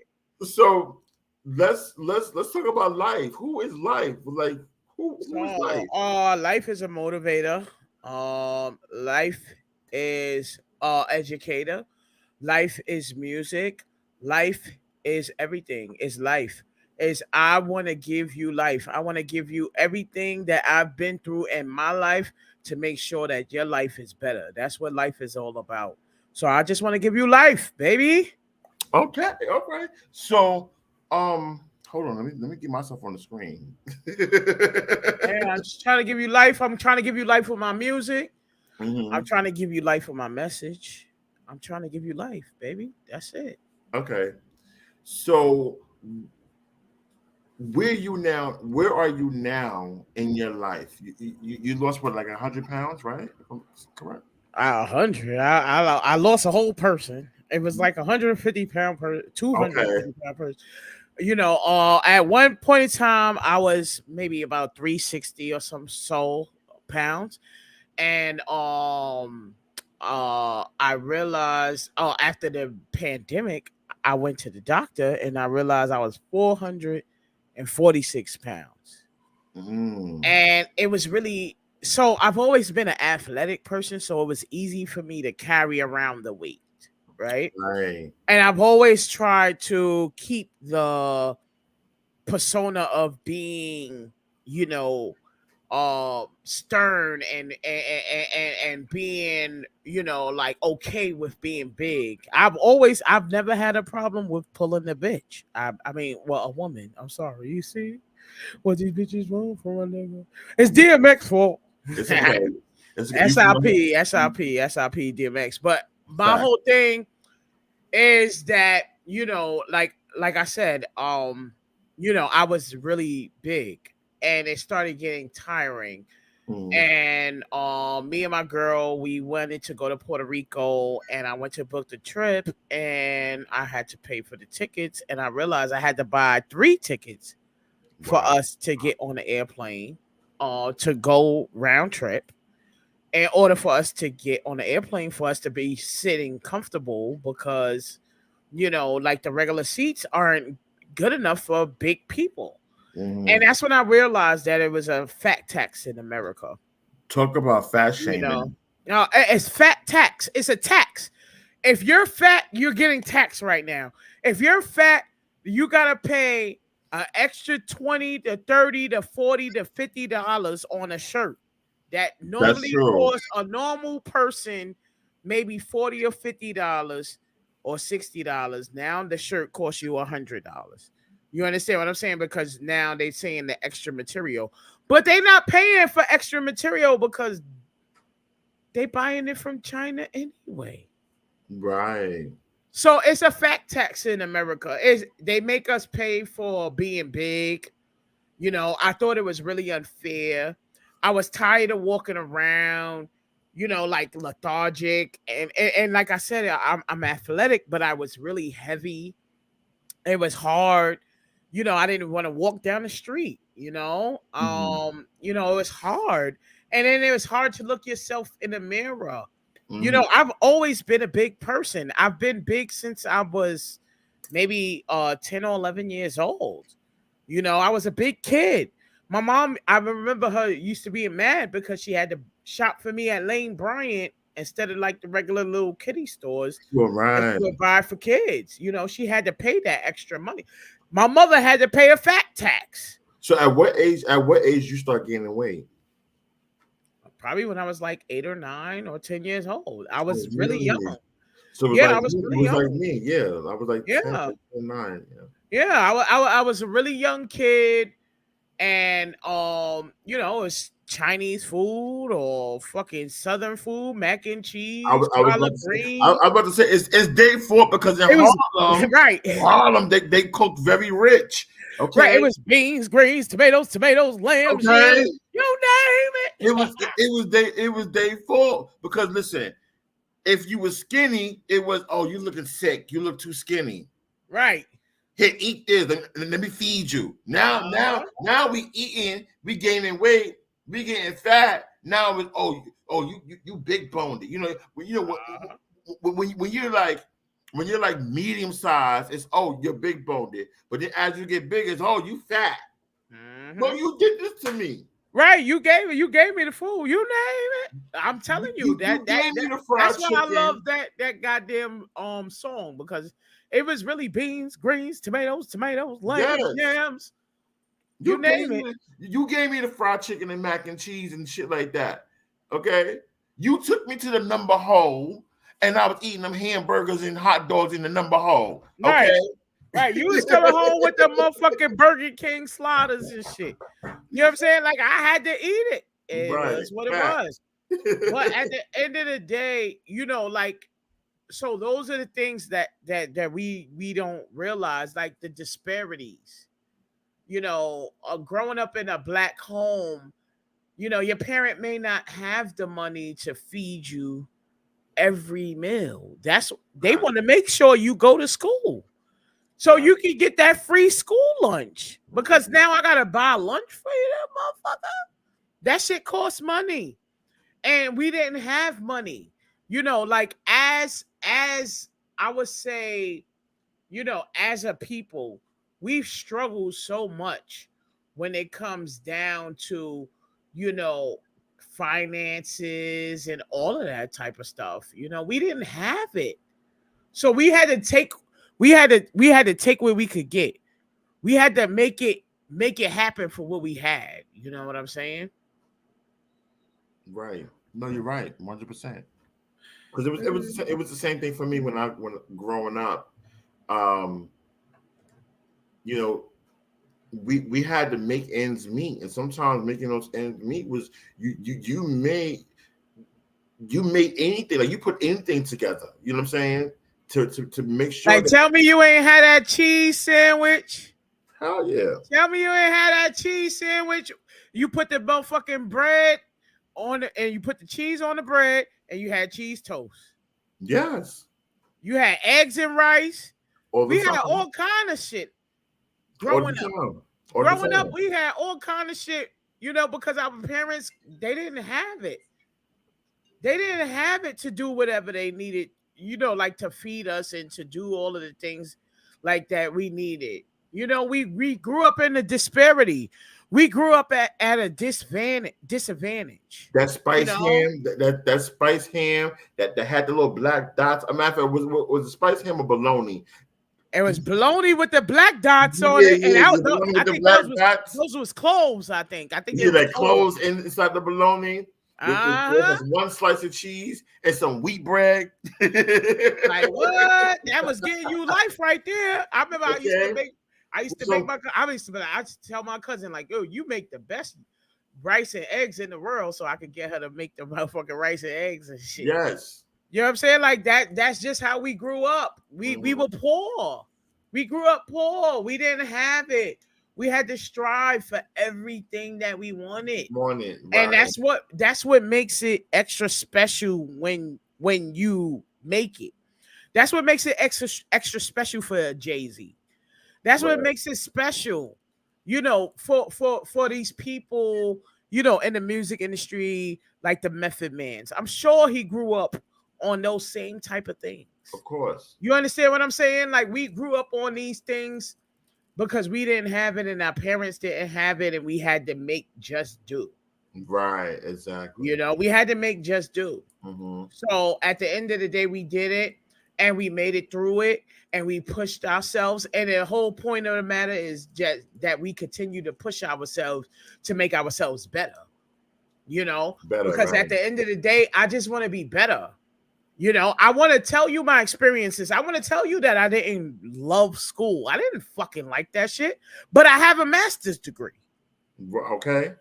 You understand what I'm saying? You But I know have what? a master's degree. You know what? That was one of my main reasons on creating this platform, from the Jezzo show, and then now online with with Jezzo, and then my other show that I'm developing, was because I wanted to create a platform where artists and other people can come on and flex about themselves, speak about themselves, because a lot of times, a lot of artists, like predominantly rappers, a lot of rappers don't speak about their education. There are so many rappers out there that actually went to school and got a master's, and you'd be surprised on what the masters are in. Some is in aviation, some is in science, some is in criminal justice. You'd be surprised. And I interviewed a lot of indie artists outside of the LGBT community, who they all have college degrees. And I'm like, well, why you don't talk about it? Oh, because the record label doesn't want us to talk about stuff like that. They want us to glorify the negative, the drinking, the shooting guns, the popping. They want you to program. Right, exactly. Continue to destruct the culture. Continue to destruct the people. As long as I keep you distracted, you're not interacting with your actualization. Right. And if you're not interacting with your actualization and believing in who you are and creating things to make people better, then I can continue to control you, and I can sell you anything I want to sell you, and I can capitalize off of anything I sell you. Everybody talk. America is a capitalist country. We are capitalists. We capitalize on everything. We capitalize on kids dying. Right. But yet we want to say, oh no, they're talking about kids dying. Well, last time I checked, they have a cure for cancer. There are still kids dying from cancer. Why? Because of capitalism. That's just what it is. Right. It's all about the motherfucking money. Exactly. That's just what the world is today. And it's sad that that's what the world is today, but you have to choose whether you want to, and that's where I come from. When I stopped doing music, I stopped doing music because I was going to ask you that. I stopped doing music because I felt like I wasn't being true to myself. I felt like I was giving of myself, and that the things that I was giving of myself, and the people that were supposed to, do whatever they were supposed to do with the tools and the things that I gave them, that they weren't stepping in to their own greatness. But that was just an excuse for me not to step into my own greatness, because I had insecurities. I had things that I needed to heal. I had things that I had to work on within myself, that I can't just sit there and say, oh, it's somebody else's problem, or I put this into somebody else's plate. No, you do it. Right. I'm like the motherfucking Rasputia. You do it, Norbert. You know what I'm saying? You do it. Right. At the end of the day, I can't teach you how to be successful, to a certain degree, depending on what your idealism is about being successful. Correct. Okay, so I can't teach you that. I can only give you what I know, what I've experienced through my life. Right. And that's what I want to give people, because at the end of the day, man, we only got one life to live. We don't have a lot of time. People wake up dead tomorrow. That's right. Wake up dead. I could be on this show today and be gone tomorrow. God forbid. Yeah. God forbid. But right. That's the reality that we live in. Right. And so at the end of the day, every single message that I have a chance to get across is to live for yourself and to self-actualize and to heal yourself, whether that be physically, whether that be emotionally, whether that be psychologically, whether that be whatever it is, to heal yourself and to learn what it is that you're going through, because that's what life is about. It's about learning, and it's about moving on to the next step.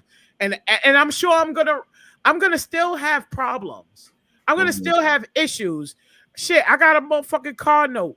You understand what I'm saying? I got things that I gotta do to pay my bills and do what I need to do. But at the end of the day, you know, God gives me the tools, and I have the tools to learn, and I've went through the healing process, and I feel like I know what I need to do in order to get to that next level. Level, And right. so it's just knowing where to start from. And some people don't even know where to start from, Zoe. Right. You Exactly. know, and that's why I released that video today, and that video was really important to me about the hierarchy, or Maslow's hierarchy, pyramid. And it's basically like, you know, a pyramid of the things that people want in their lives, and it's the scale of things. And a lot of times that we sit here and we want a fancy car, we want to drive because we don't want to get on the train. We want this, we want that. But do we want to actually do the work to have those things? A lot of people don't want to do the work to have those things. Okay. A lot of people want to have it just given to them without putting in the work. And that's the thing, is that a lot of times we walk around here and we try to do certain things, and it doesn't work out for us, and we sitting back like, why this is not going right for us? Why is it, you know, not lasting, you know, long like how we wanted to last? And that's because we're not following the path that we're supposed to follow, and B, we're not putting in the work that we're supposed to put in to receive the success. And at the end of the day, I'm gonna tell you right now, Infinite didn't do what Infinite was supposed to do. So Infinite didn't grow the way Infinite needed to grow. Or Infinite grew wherever Infinite went, but that was the end of the line for Infinite, and it was time for Life to actualize herself. Right. Okay. So that's where the name change comes in at, because I'm at a different place in my life where I can say that I've been through things in my life, and none of the people that are a part of the things that I've been through in my life are the reason, you know, like that I come up with excuses for why I'm not who I think I should be, you know? It's me who has to put in that work in order for me to be who I am today and who I will be in the future. It's me who has to get up in the morning. I could have a stomach ache, I could have a period, I could have whatever, but bitch, you got to go to work because you got to pay the bills. You got to do what you got to do. You have to, and you can't sit there and make an excuse of why you are sitting up there hustling on the block for 12 hours and you come at home with $150, and then you're going to take that same 150 and throw that on some Jordans. For what? Right. Actualize yourself. Stop trying to fit in with everybody. You don't need to fit in with everybody. Exactly. You need to fit in with yourself. You need to go through your pain. You need to realize your pain. You know, I'm gonna be honest with you. I was sitting there and I was talking to my therapist, and I was talking about being scared. Go ahead. Being scared of like fear. I have a fear of death. Okay. Right. And so I'm like, oh, well, I'm not driving all the way down there because, bitch, I might get into an accident. Well, that happened because when I was growing up, my young cousin, well, what I used to call my uncle, FJ, he died when he was maybe 21 years old. Oh, wow. Sorry to hear that. Going down south. you know, and a drive down south. So now I have a fear of driving down south. You get what I'm saying? Like there are things that happen to us in our lives, The trauma that are traumas to us that we don't know how.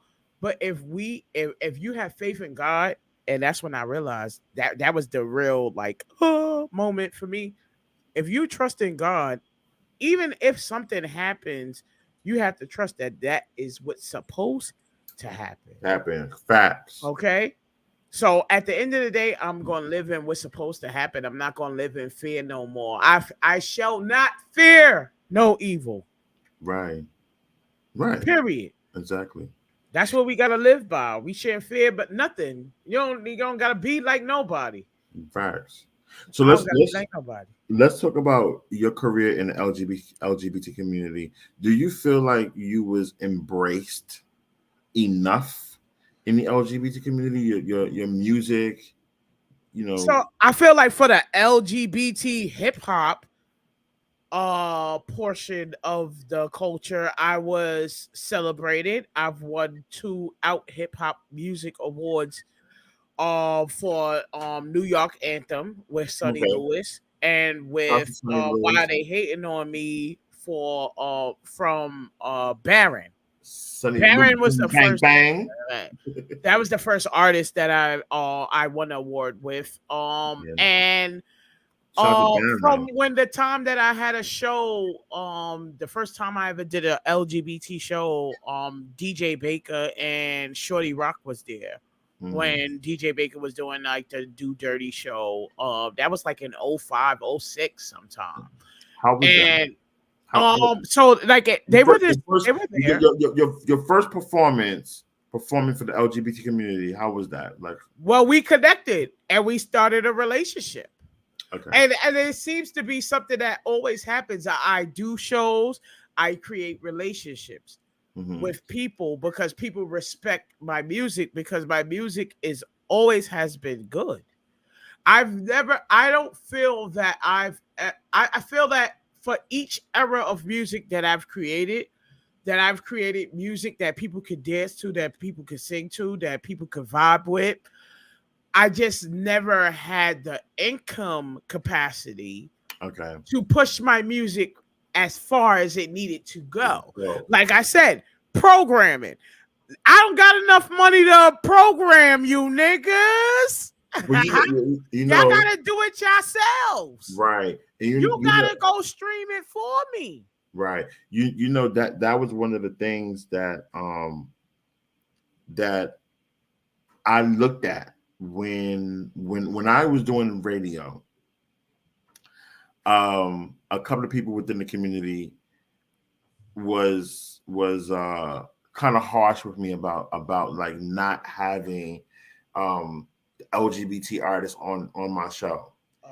And it wasn't because I didn't like them. I just felt like they didn't put enough effort in their music or their career. To me, I mean, point blank period, it didn't sound good. And it was only a certain group of people who at that time was really putting into their craft. And I mean, and some of them had funds, some of them didn't have funds. What I seen was that certain ones who did not have funds, some of them had granddaddies. True, right? But some of them who didn't necessarily have funds, they put their focus into their marketing, promoting the music and like really pushing it and being out there, or they put their money into their production, because production is key. Production is key. If you got a nice little bop, a nice little song that you could bop to, then that's gonna push you. It ain't gonna push you to the radio. True. I'm gonna just keep it honest. The radio is very important because the radio is what people listen to at that time for new music. Right. The radio is what programmed what was going to be a hit and what wasn't going to be a hit. Those people did not have the capacity They to didn't. pay for anybody to They play their didn't. music on the radio, They didn't. regardless of what They. they I'm just could have gonna been. be A fucking. honest. I And have ran into many you know what? great LGBT artists that has talent. I've ran into many Yes. songs that I felt were hit records, Mm-hmm. but they did not have enough money to pay for Right. their music for the DJ to play it. But also too, this is the first time I'm speaking out about it. I just feel like a lot of them was whack, and the reason why a lot of them was whack was because they wasn't being their authentic self. A lot of them wanted to be Little Kim It was gimmicks. Or whatever artist they idolized at that time. They wanted to be that person, and So, it's like, let me tell you, Zoe. The problem was that everybody wanted to be successful. mm-hmm. So if Little Kim was successful, I'm gonna emulate Little Kim. Right, yeah. If Nicki Minaj was successful, I'm gonna emulate Nicki Minaj. Mm-hmm. Whoever is successful or whoever's at the top of the game, I'm gonna emulate who that person is so that I can be successful. But they didn't realize that the reason that those people were successful is because those people had money. So you wasn't really doing or being who you actualized, who you were authentically, because you were just trying to be a part of a gimmick. Facts. You understand what I'm saying? So that's the problem. That people were trying to be a part of a gimmick, and being a LGBT artist was a gimmick at a time. And I believe that was the time when you were doing your radio show. Yes. People were just saying, "Oh, I'm gay. Oh, take it in the ass, bend it over." Yeah. Like, nobody want to hear that shit. Nobody didn't want to hear that shit. I didn't want to hear about niggas don't even want to be Coke bottles. LGBT being married in the LGBT community was not a thing at that time. Right. Let's just be honest about our history. Right. It wasn't okay to be married. It was against the church to be married to a man loving a man or a woman loving a woman. So how dare you say you about to take back shots in the ass? Right. So that was the gimmick at the time. But so also everybody was trying to be a gimmick. But also too, a lot of them was idolizing these mainstream artists, but they wasn't making mainstream music because mainstream don't want to hear about you, a man swallowing a Coke bottle. Right. They don't want to hear that shit. You get what I'm saying? I think they thought that they could make the music for the LGBT community. The people that did wanted to swallow the Coke bottle, the people that did take back shots, they were making the music for those people. But at the same time, those people weren't listening to that type of music. They were being programmed to that type of music, so they weren't open to it. But see, but that's the thing. They limited themselves making music just for the LGBT community, and that was the message that I was trying to convey out to them. Then, like, don't limit yourself. Because see, like me, for instance, I never wanted to be known as the gay Wendy Williams, or because they used to start saying that about me. I'm the gay Wendy Williams, or I'm the gay radio host. I didn't want to be that person. That's because you had to fit into a stereotype, so right, and that's where the confrontation came at, because y'all trying to box me into a box, and I'm saying, hell, no, I'm not trying to be boxed into a box. I'm trying to appeal to the masses. But you're talking about people in the box trying to put you in the box. Right. You're living in the box. Right. They try to put us in a box because at the end of the day, they don't understand us because we're different.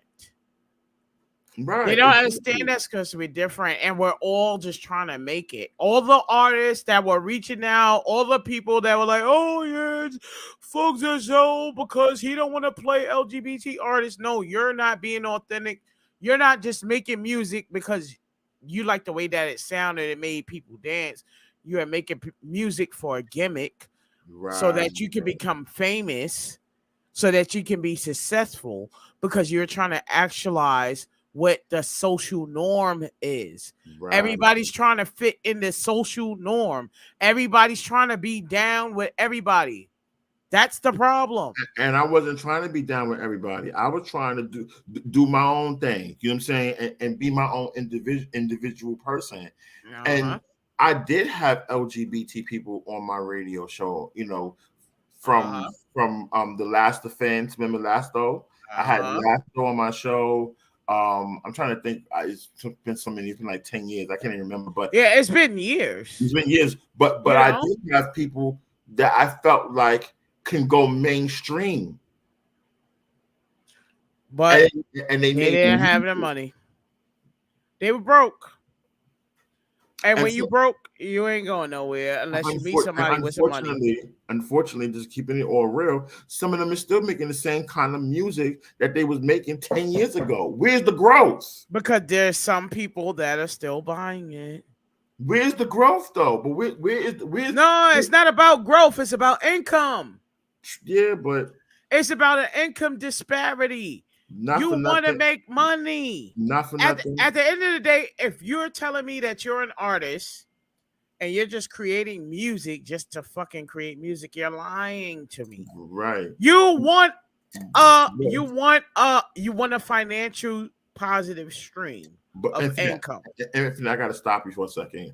Because if we're gonna be real, we're gonna be all the way real, okay? Let's go.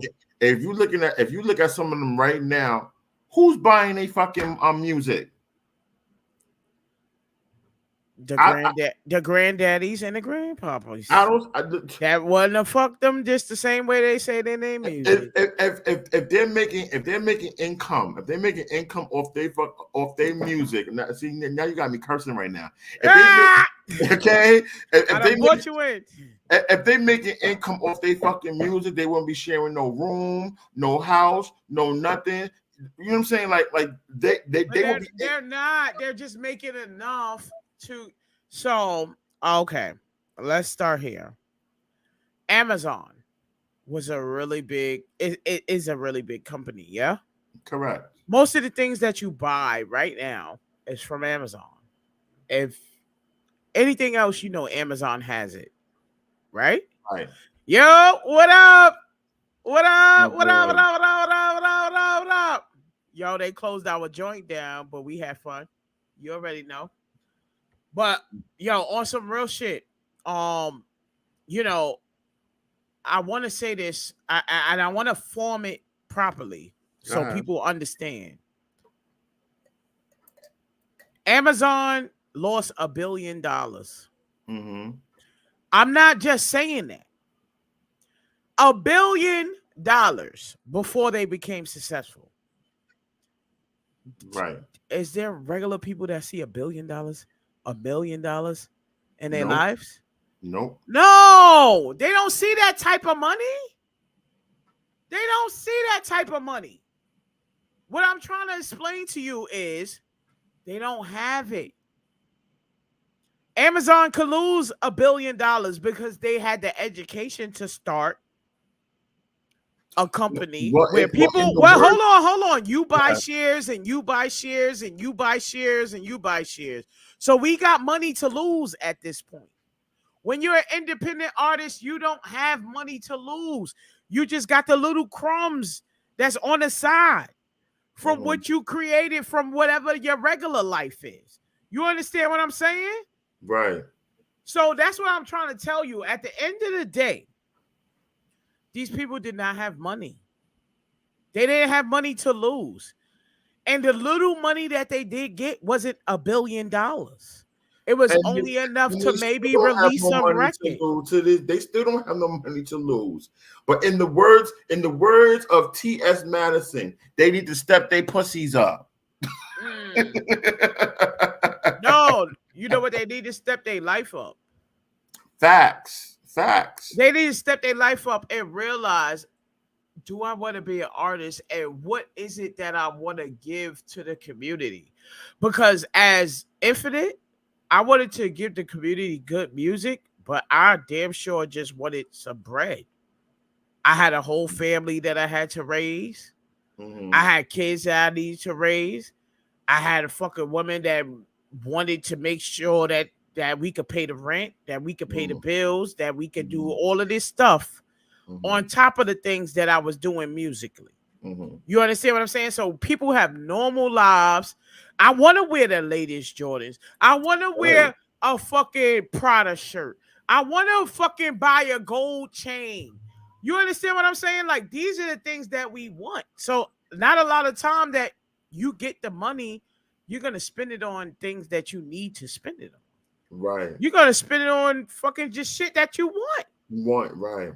You understand what I'm saying? Because that's when you turn on the TV and you see LL Cool J or you see any of these artists, you see the Locks, you see Jay-Z, you see Biggie, you see this one, Versace.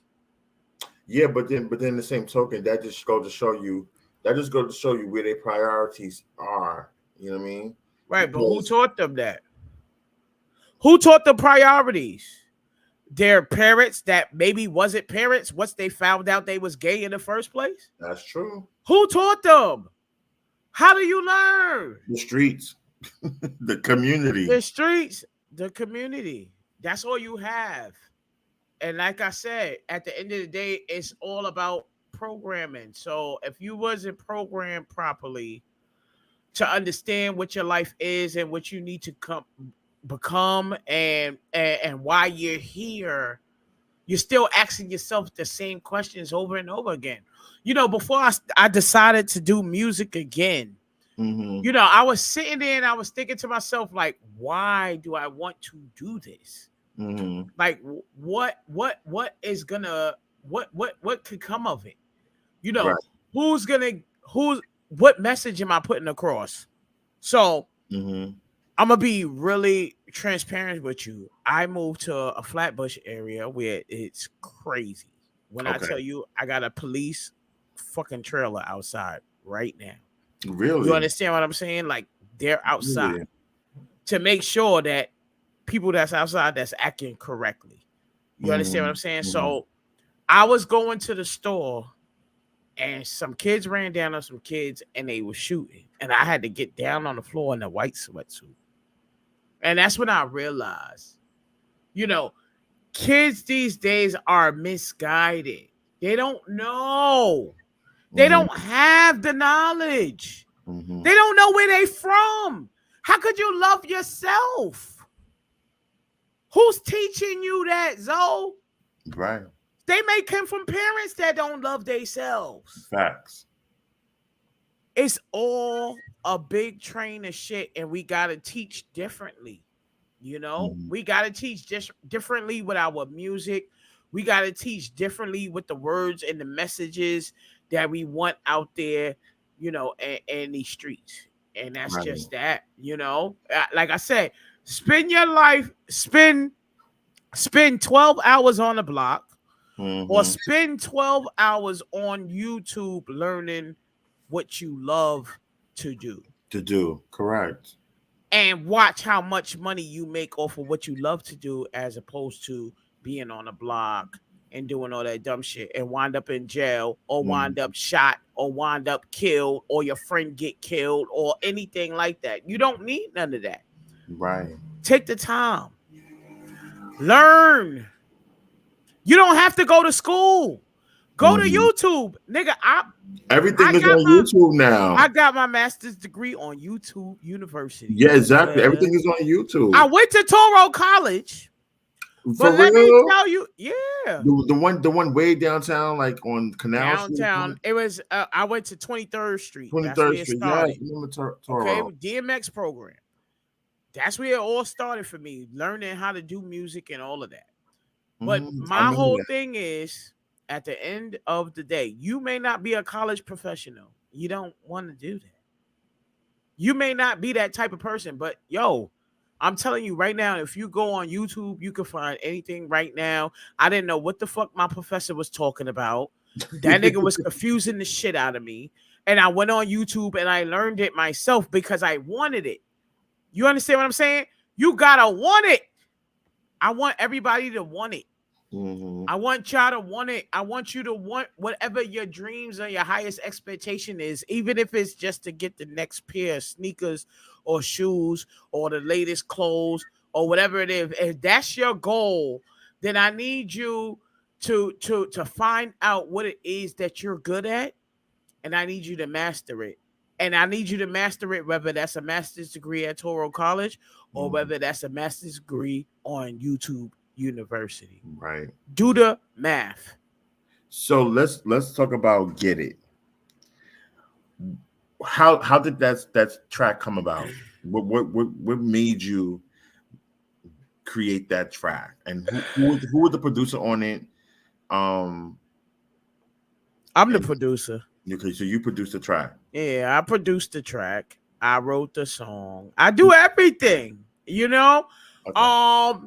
So the thing about Get It, oh, it was my first production coming back. My cousin actually inspired me, and one of the guys at my job actually inspired me to get back to music because they were like talking about music and let me hear songs that they was doing, and I've always did consultations with my cousins as far as what he needs to do with his music, where he needs to go, all of that type of stuff. We always, stayed connected when it came down to music and stuff like that.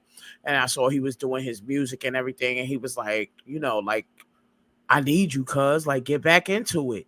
Mm-hmm. And I'm like, download me the little Fruity Loops and send me some sounds and I'll see what I come up with. Right. And I came up with Get It. And I came up with Get It I was thinking about my girl. I'm gonna be totally honest with you. I was thinking about my girl, and I'm like, when she dancing, I'm talking about my girl right now. I'm talking about my fiance. Okay. Yeah, right now.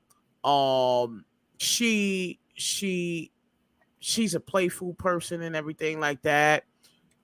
So I'm like, get it, honey, get it, honey, get it, honey, get it. Like, dancing with it and everything like that. I'm like, oh, Right. that shit sound kind of fire.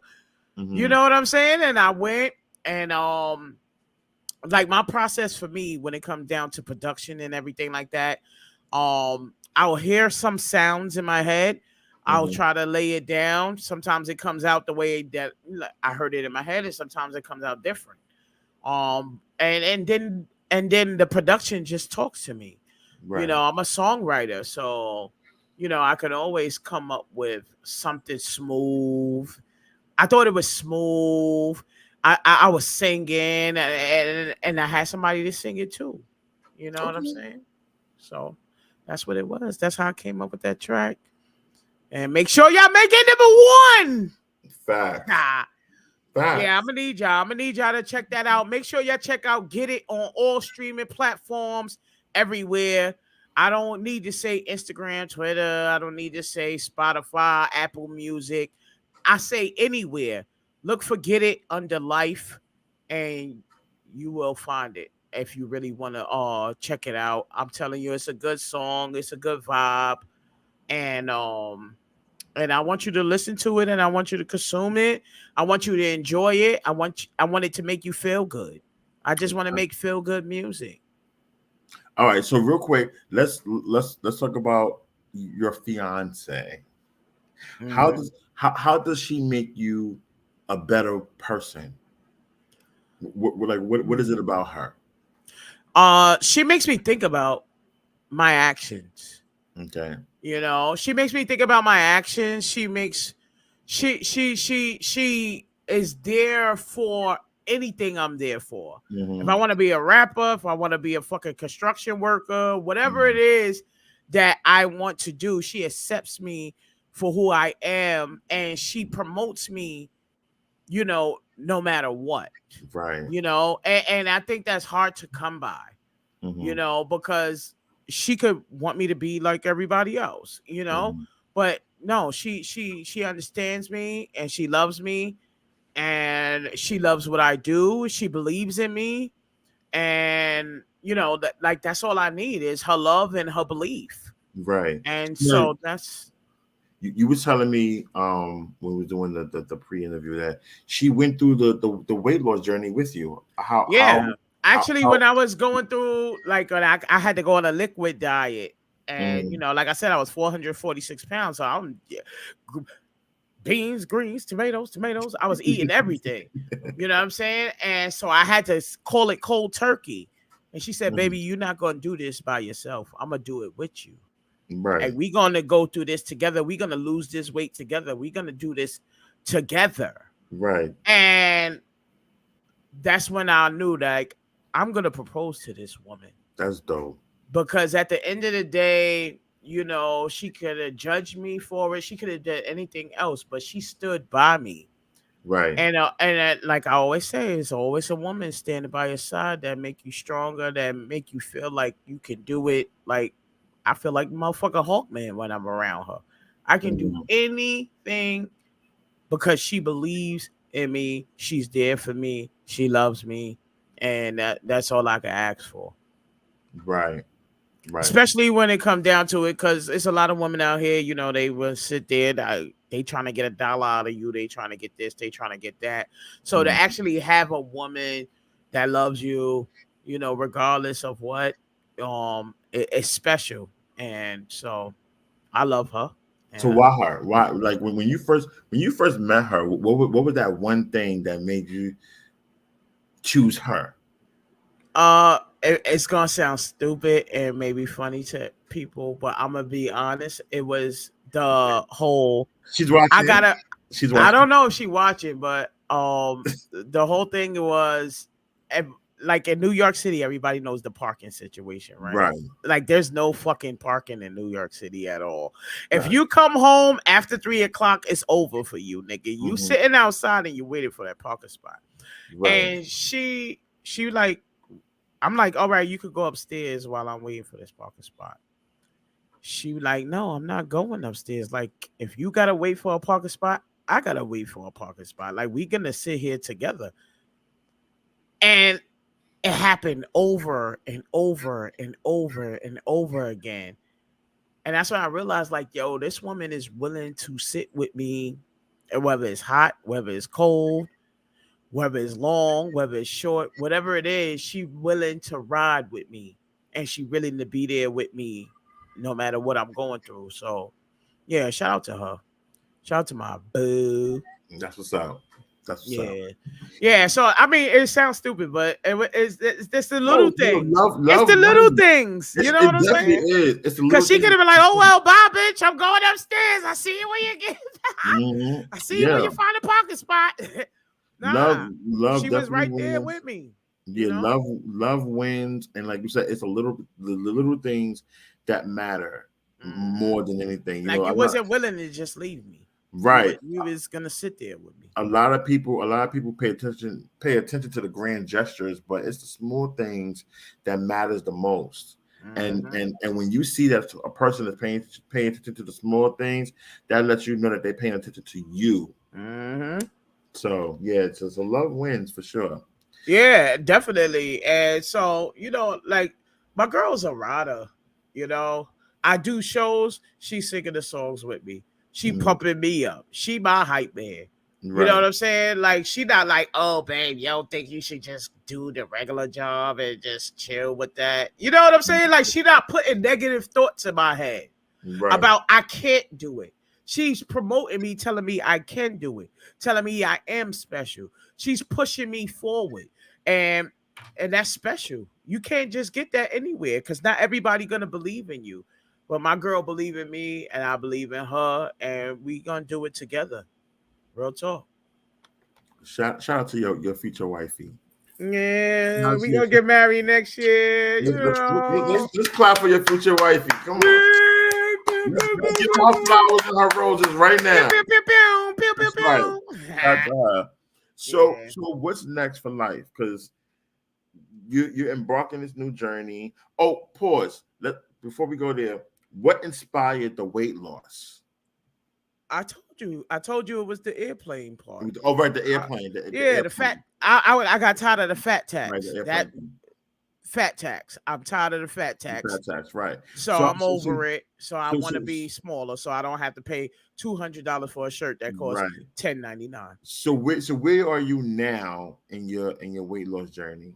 Oh, congratulations to you. Okay, so I'm from 446 pounds to 272 pounds. Mm-hmm. Okay, so like I told you, I shedded a whole person. Let's go. Okay, but Yes. that's one thing I want to talk about. We don't need to. So the surgery is I've had bariatric surgery. Mm-hmm. Bariatric surgery is only going to allow you to lose up to 100 pounds. Okay, Mm-hmm. everything else you do is on you. Mm-hmm. I really wanted. I want this. I Mm-hmm. want to lose weight. I want to be healthy. I never had diabetes. I never had high blood pressure. I've never had all of those type of illnesses that's registered as, oh, when you're big, these are the type of diseases that you have. I've never had any of those, but I didn't want them either. And I chose my life. I chose to live longer by doing the surgery, but also I choose to go to the gym, 3 to 4 times a week to make sure that I continue my weight loss and I continue my journey and I continue to inspire people that think they can't do it, that to let them know that they can do it. It's doable as long as you want it. And so it's something that I want and it's something that I'm going for. And so my goal, I'm gonna say honestly, is probably about 250 pounds. Okay. But I want to, like muscle it up a little bit, get a little flex on them real quick or whatever the case is. But just be healthy. I just want to be healthy. You know, Mm-hmm. you could sit there, you could drink sugar-free motherfucking Snapple all you want to, but guess what? That shit got all kind of preservatives and stuff like that in there that's like unhealthy for you. That you're not supposed to have, that you're not supposed to consume as a human, that they put in these drinks and stuff like that. So, Right. Exactly. you have to educate yourself. It's all about educating yourself and growing yourself. And so I'm just happy. Right. Right. Exactly. I'm That's happy. I'm happy. I'm happy I could tie my shoes. I could bend over and tie my shoes because at one point I couldn't. I had to put my shoes on before I tied them. I had to tie my shoes before I put them on. You understand yeah. what I'm saying? Yeah. No, I know because I actually had to do the same thing. Yeah, it was hard. It's hard being a big person. Let's give a little bit more compassion, to people that are plus sized Mm-hmm. because it's a lot to carry around.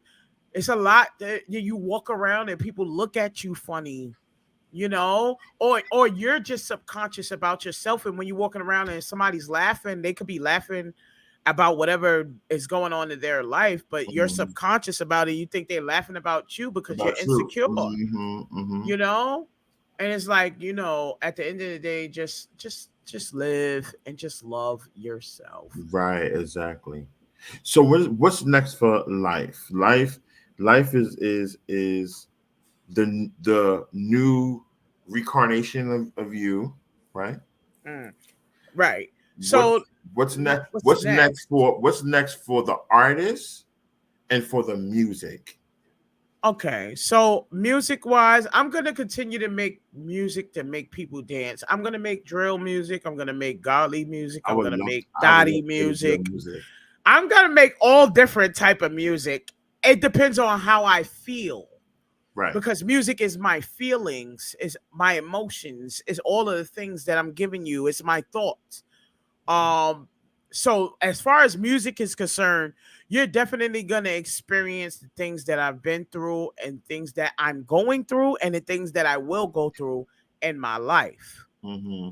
Life is going to let you know you can get up and you can put in that same work that I had to put in, even though you come from nothing and make Right. something of yourself.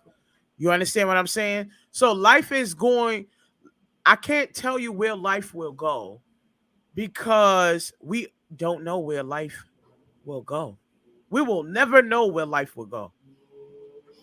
We Right. will never know Exactly. where life will go. So I'm not going to categorize myself and say, oh, yeah, I'm going to sell a million records and then that's it. No, I Mm-hmm. want to teach people that you can be great. as long as you step into your greatness, as long as you heal from your past, as long as you understand where you come from. And that doesn't necessarily mean that you have to know exactly where you come from. It's just from the time you were born to the time, like right now, what you've been through, how you process it, and move forward. Right. I want to better my people, my black people. Period. Mm-hmm. I don't. I'm not. I don't even want to really say black people. I just want to say people in general, Mm-hmm. because I feel that a lot of times we sit there and oh yeah, black people.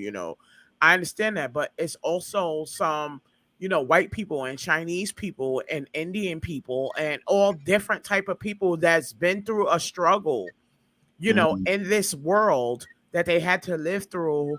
And so, we have to embrace each other and learn from each other. And what's the point of me going through all the experiences that I've went through without being able to tell you, like, this is what I've been through, Zoe, and this is how I made it out.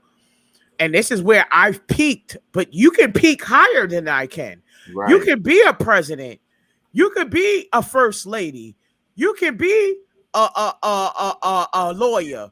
You get what I'm saying? You can be a rapper. You can be an artist. You can be whatever it is that you want to be. I just want people to know that you can be whatever it is that you want to be, as long as that's what you want to be. And make sure that's what you want, because you got to put a hell of a lot of work in to make sure that you are who you want to be. Right. Period. Pooh. Period. All right. So is there going to be a full album after Get It? I'm not giving y'all niggas no album. Fuck out. Nah. So, all right. So what I'm gonna do is I'm gonna release another. He made a Yeah, visit. He know. We about to do it. So we're gonna release another single. Okay, and that's gonna come. And the new single is probably gonna come out in October. It's gonna be called Rock the Boat. Oh. It's gonna be called Rock the Boat, and we're gonna rock the boat. We're gonna make them dance. We're gonna do whatever we need to do. And then we're gonna get into songs like Sky's the Limit, and we're gonna get into songs like Rain on Me, and things like that, like things that I've been through. Like I said, I want to make music for every portion of my life. There's a portion of life that I like to dance. Okay. There's a portion of my life that I went through some struggles, and my father wasn't there, my mother did it. You get what I'm saying? There are things that there are levels to it. I'm gonna give you all the levels. So I'm gonna be doing a documentary about my life, about the things that I've been through. And then I'm gonna release the full EP maybe around October, November. It depends. It depends on how I feel. It depends on how y'all streaming. You know what I'm saying? And it depends on my motherfucking money, nigga. Shit, man. Facts. Okay. So yeah. One thing I forgot to ask you about. Who are some of your favorite LGBT artists? I hate to use that word, LGBT artists. But well, I mean that's because they box themselves. But I'm gonna say artist who happens to be gay. I'll say that. One of my favorite artists in the LGBT community would be Milan Zanotti. I don't even know if she goes by Milan at this time, but like the way the wordsmith type of stuff with it, she's nice with it, and she can make a song. So I would say Milan is one of my favorites. I'm gonna say Bone and Tell is one of my favorites. I'm gonna say Bone and Tell can rap of anything. Well, shout out to Bone and Tell. I wish we could get him up here. Shout out to Bone and Tell. Yo, he got skills out his ass.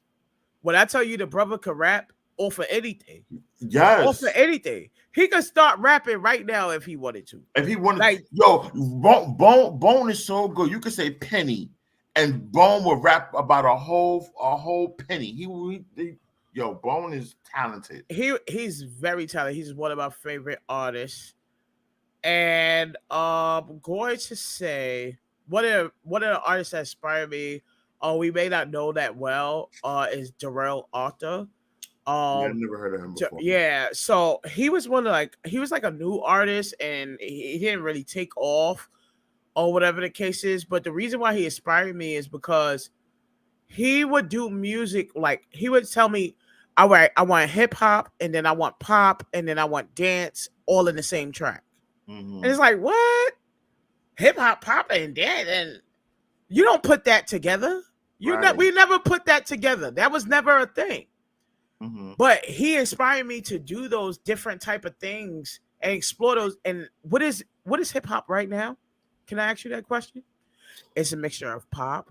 It's a mixture of dance. It's a mixture of all genres, all in one. Facts.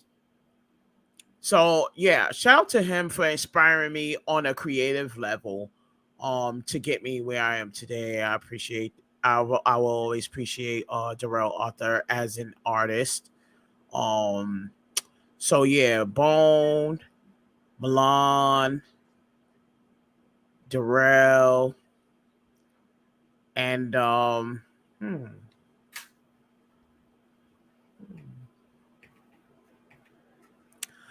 I'm gonna say Bryant. Yeah. What? I'm Yeah. gonna say Bryant, and I'm gonna say Bryant because Bryant, although they tried to like dumb his music down and stuff like that, Mm-hmm. he's he's always held his own. He's Yes. always been able to brand. He's always been able to be at an LGBT concert or show or festival. He's been always able to monetize himself. And I think that's very important for artists to do, to be able to monetize themselves. So shout out to Bryant as well. I got to give him his flowers. I got to give him his flowers for real. I give Yeah. all my LGBT artists their flowers because it's not easy. You, It's not easy being cheesy. you know who's also a good artist? Medina Green. Mm.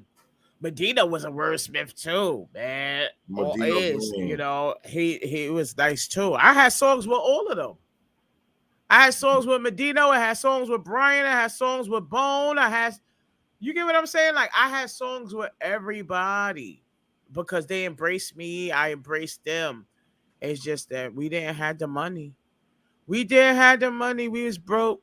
You know, we Yeah, was broke. Medina Green is so in my from the ones because I didn't really know too many artists out there like that. Uh huh.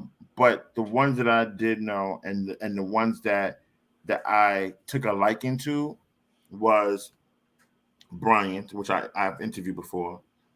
Last Offense, which he don't go by Last Offense no more. Medina Green, Uh Baron. huh.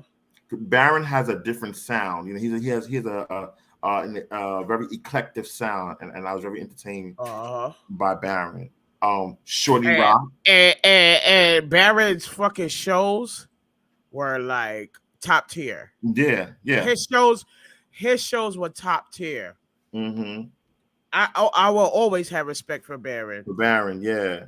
Shorty Rock is another one that I like. Yeah, Shorty Rock is like the OG. You Right, know what I'm saying? He exactly. been Yeah. in it for a minute. Like I said, when I first came out, it was him and Do Dirty at the showcase. Right. So Shorty Rock is the OG of like out Mm-hmm. hip hop, LGBT hip hop community Right. and stuff like that. It's just like, I could make hit records. And so at the end of the day, we need to make hit records and get rid of the gimmick part. And Right. we need to get the money up to get where we need Right. to go. And that's really what it is. Right. Yeah. And that's what's the sad part because there are people that actually milked the LGBT community, Right. as far as the hip hop community is concerned Mm-hmm. and the LGBT hip hop because they didn't do what the money they were supposed to do with it. So right. So I think and like for those people that I just mentioned, I think that they definitely had the capability of going mainstream and taking their career further than where it is or where it was. Because some of them are not even in the industry no more. They're not even making music no more. But I think that um, if they really would have took their career like extra serious and really took it, Uh-huh. like like they could easily could have been up there with the best. But I can't say that because at that time, Joe, I'm telling you, you needed money. Money, yeah, money. They didn't have it. And even if they took it seriously, because I feel like all the artists took it seriously, I just think they were misguided and they didn't have the money to put, like I told you, you need programming. I also think I don't have the money either right now to right. to program people to listen to Get It. Get It is a very good song. It is a good song. It can stand with any song in the radio right now. It is. But if I don't have the money to put it on the radio and drum it in your ears for it to become your favorite song, then that's just what it is. But also too, I also think that it's also the people that you have around you as well. You have to be mindful, and that's just in entertainment in general. It's the people that you have around you, because you can have people around you that's gonna motivate you, that's gonna help you get to that bag, so that way you can further your career.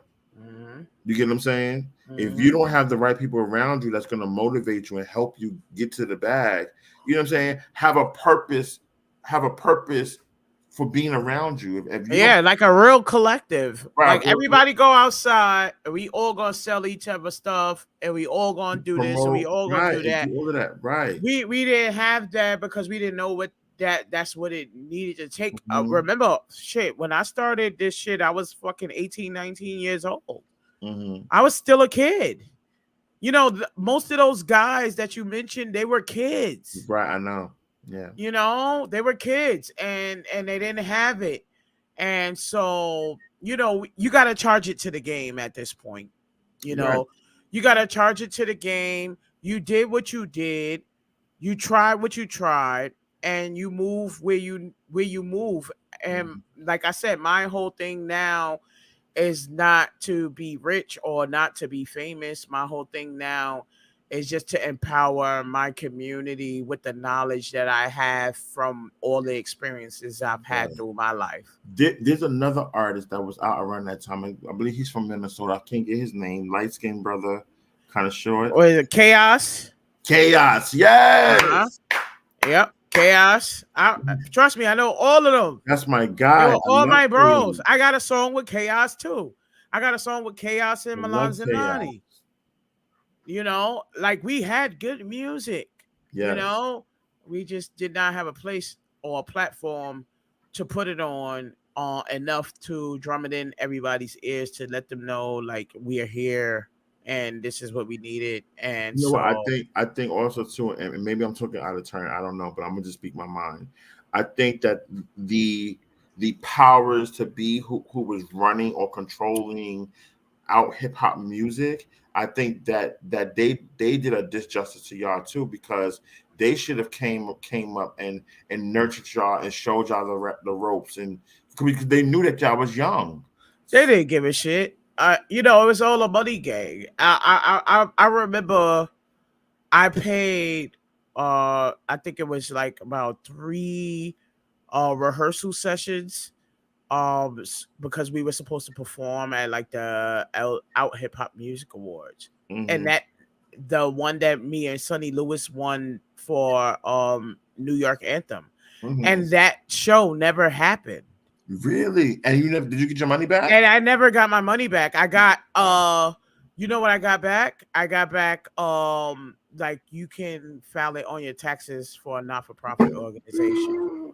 Wow. And at the end of the day, the thing is that when you realize when you file for taxes, you have you have a situation where they have a standardized deduction, Right. right?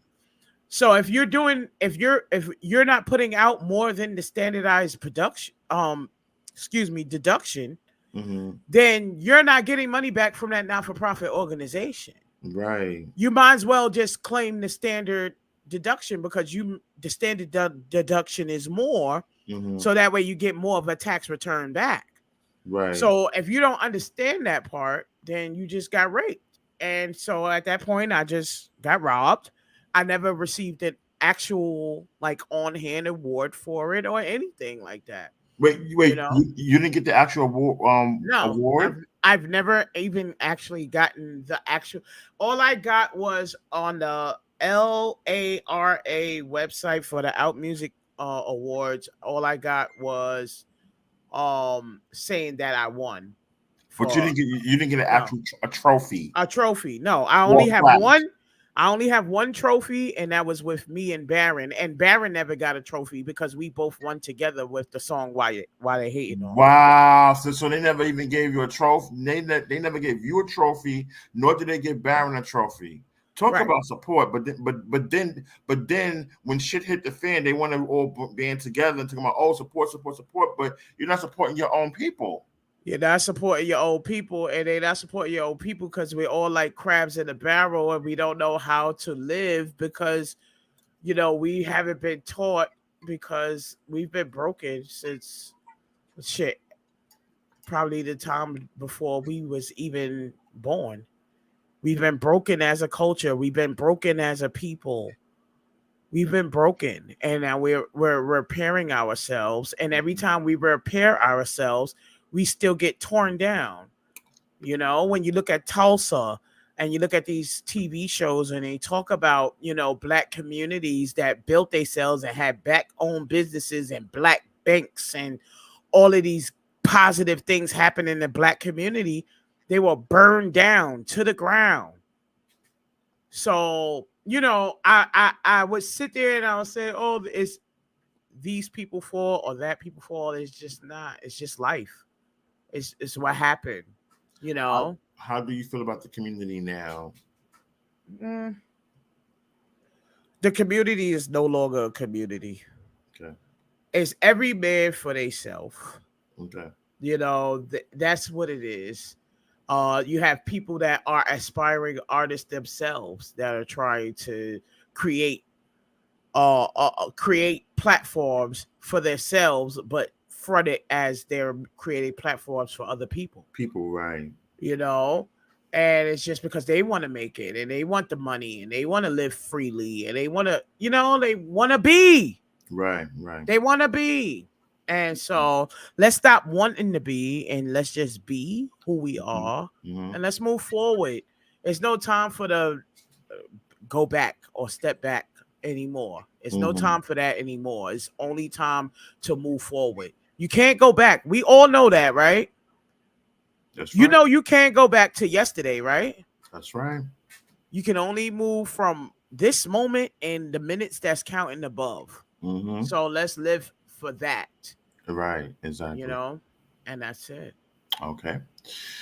Well, right. We had a great conversation. Like 3 hours, 3 hours long. We had a great conversation. I'm just so happy that you came on. It's been long overdue. Thank you. And I hope this conversation inspires others to want to come on and talk and stuff like that, even though I probably done said some shit that probably got them upset, but who cares? But let's talk about it. Let's talk about it, right? Let's talk about it. Right. People don't want to communicate anymore. Because people just want to be in their feelings. I want everybody to better themselves. I want everybody to win. You know what I'm saying? But you can't win if you're going to stifle yourself. Right, and you can't take constructive criticism. And you can't take constructive criticism, right? There's so many songs that I've done in my cousin or any of my collectives that listen to, and they like, yeah, you need to go back and you need to figure it out because that's not it. It's almost it, or you need this, or you need that, and I got to go back to the drawing board and back to the drawing board and back to the drawing board to make it what it is. So it is. You Right. know, that's what it is. You know, being able to take criticism, being able to grow from your experiences, being able to appreciate life and move forward. Facts. Exactly. Yes, sir. Well, life no longer infinite. Life. Yes, sir. I want to thank you for coming on to You got it. the first online with Zoe, Just Zoe show. On a hip hop 50th anniversary. Let's Hip hop, right? go. 50th anniversary. Mhm. Thank you. This No was long problem. overdue. In the beginning, the devil was trying to work and not make this happen, but we prevailed. Mhm. So thank you so much, and thank you to everybody that was watching on Facebook, on YouTube, on Twitter, well X. Thank you to everybody that comment and just loved on us for 3 hours. Right. We talk about a lot of shit. I'm We gonna did cut a it lot of up. shit for 3 hours. So this was Y'all done definitely see my motherfucking bed sheets and everything. I was twisting and turning. yeah, yeah, yeah, yeah, yeah, yeah, yeah, yeah. I seen the Yo, room. but that's the real shit, man. That's the real shit. That yeah, now y'all see how I create that music. I be right in my bedroom, trying to find a note and shit. You know what I'm saying? But it's real Exactly. life. It's real Exactly. life. I'm not pretending. There's no need for me to pretend. It's only me. And if Facts. you accept me, I accept you. If you embrace me, I embrace you. I will give you love. I will give you energy. And if you don't want it, then go Keep it suck a moving. fucking dick. Keep it moving. So now let everybody know where they can find you, what platforms they can find you. Yes. So you can find me anywhere. Is We On Life. If you go to my website right now, you can sign up to lifemusic.com. Okay, right now, if you want to follow me on Instagram right now, you can follow me at We On Life. If you want to go on Facebook right now, you can follow me at Infinite CEO, INFINITE CEO. Make sure y'all follow me there. So those are all of my social networks. We On Life is in the building, and I'm just here to inspire and to give love and to give energy and positive energy and positive thoughts, and keep you going from your next day to your next day. So if you want to follow me, you like good music and you like the party, holla at me. Right. And let everybody know where they can download Get It. Oh, right now you can go on any streaming platform you want to right now, and you can go type in Life Get It and find Get It, and you can add it to your playlist, add it to your favorites. I need y'all to stream the song because I don't got enough money to program y'all motherfuckers. So please go download the song and program your Stream. motherfucking self, okay? Exactly. Stream. So Right. Show me love. Show me love. Show me love. exactly. Well, I want to thank you for coming on. It was a pleasure. We shall do Yes, this thank you for again. having me. Yes, we will. I'm gonna have you on the other show that I'm developing, but that's gonna happen in like I want to say like October, November time. And that would be great because that'll be around the time your documentary is gonna come out. Yeah, that's exactly around the time the documentary is gonna come Okay. out. That's probably around the same time I'll have the screening for the documentary. I'll probably have some performances. As you know, I just had a couple of performances. I got another performance coming up on August 25th. I'm headlining. Put Me On LLC. That's a showcase for hip hop artists in the underground right now. So make sure y'all, if y'all want to get some tickets and y'all want to come out and see me perform, I'm an artist, but I'm a great fucking performer. I gotta I give it to see. myself. Yeah, I'm a great performer. the first time I met you was performing. I remember we had met at a club, and I think it was like, it wasn't Escalitas. It was the other one on 20 something street, like 28th Street. I forget the name of the It might club. be the Roxy or some shit like that. You Something know like how that. it go. And I remember you had on. I think you had on white shorts at the time. And you had on this white shirt, and it had like a cartoon character or whatever. And you walked up to me. And you was like, "Hey, what's going on, Jezzo?" And I remember we had spent a little bit of time like talking and vibing. It was like a performance going on or something like that. It probably was that. Yeah, it was a Because performance. we had a whole bunch of shows and stuff like that going on. But you know, at the end of the day, you always show love, you know, and I think you know, at the end of the day, we all full circle right here, right now, in this moment, and we just gonna take it further.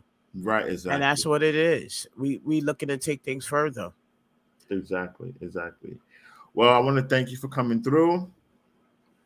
You got it. And we shall see each other next time. All right. Hopefully, I gave y'all something to think about, baby. Of course, 3 hours long. Yes, somebody thought about something. Right. He thought about using the motherfucking bathroom because Yes. I was going. All right, but I appreciate y'all. Love y'all. Peace, Right. love, and life, baby. Facts. All right. See you. So that was life on the show. And I had a good time. I had a good time talking to her. It was dope. We learned so much about her upbringing, her music career, her love life, her journey, her weight loss journey, name change we learned about. So, like, listen, it was really a dope interview. If you like what you saw, please make sure that you like the video. If you on YouTube, make sure that you like and subscribe to the YouTube channel, and so that way you can be notified that I'm doing a live or I'm uploading videos or whatever. There's more interviews that's coming your way. I'm so happy that we was able to do this. I was a bit nervous. I ain't gonna lie, I was a bit nervous, but you know, it's first time being back. You know what I mean? So you know, gotta get acclimated to everything, but. Shout out to shout out to Life for making this a easy process. You know, being back. Shout out to everybody that showed up and showed out and said what's up and show love. I see that we got a lot of hearts. So shout out to everybody that thumbs up and heart up on Facebook and other social media platforms. So thank you. I appreciate you. And we are out of here because I got to go. I got to use the bathroom. Okay. So I see y'all. And this will upload again on all the platforms that it has been live on. It will re-upload. So if you miss something, if you should miss something, just wait until it upload and you can watch the whole interview all over again. And I'm going to be promoting it a lot anyway. Next week, I will have somebody come through. Probably next Friday, I'll have somebody come through, another guest come through. We can have more conversations, and we just got to keep this going. So thank you for supporting Online with Just Zoe. Thank you. I appreciate you. All right. Love you for watching. Good night.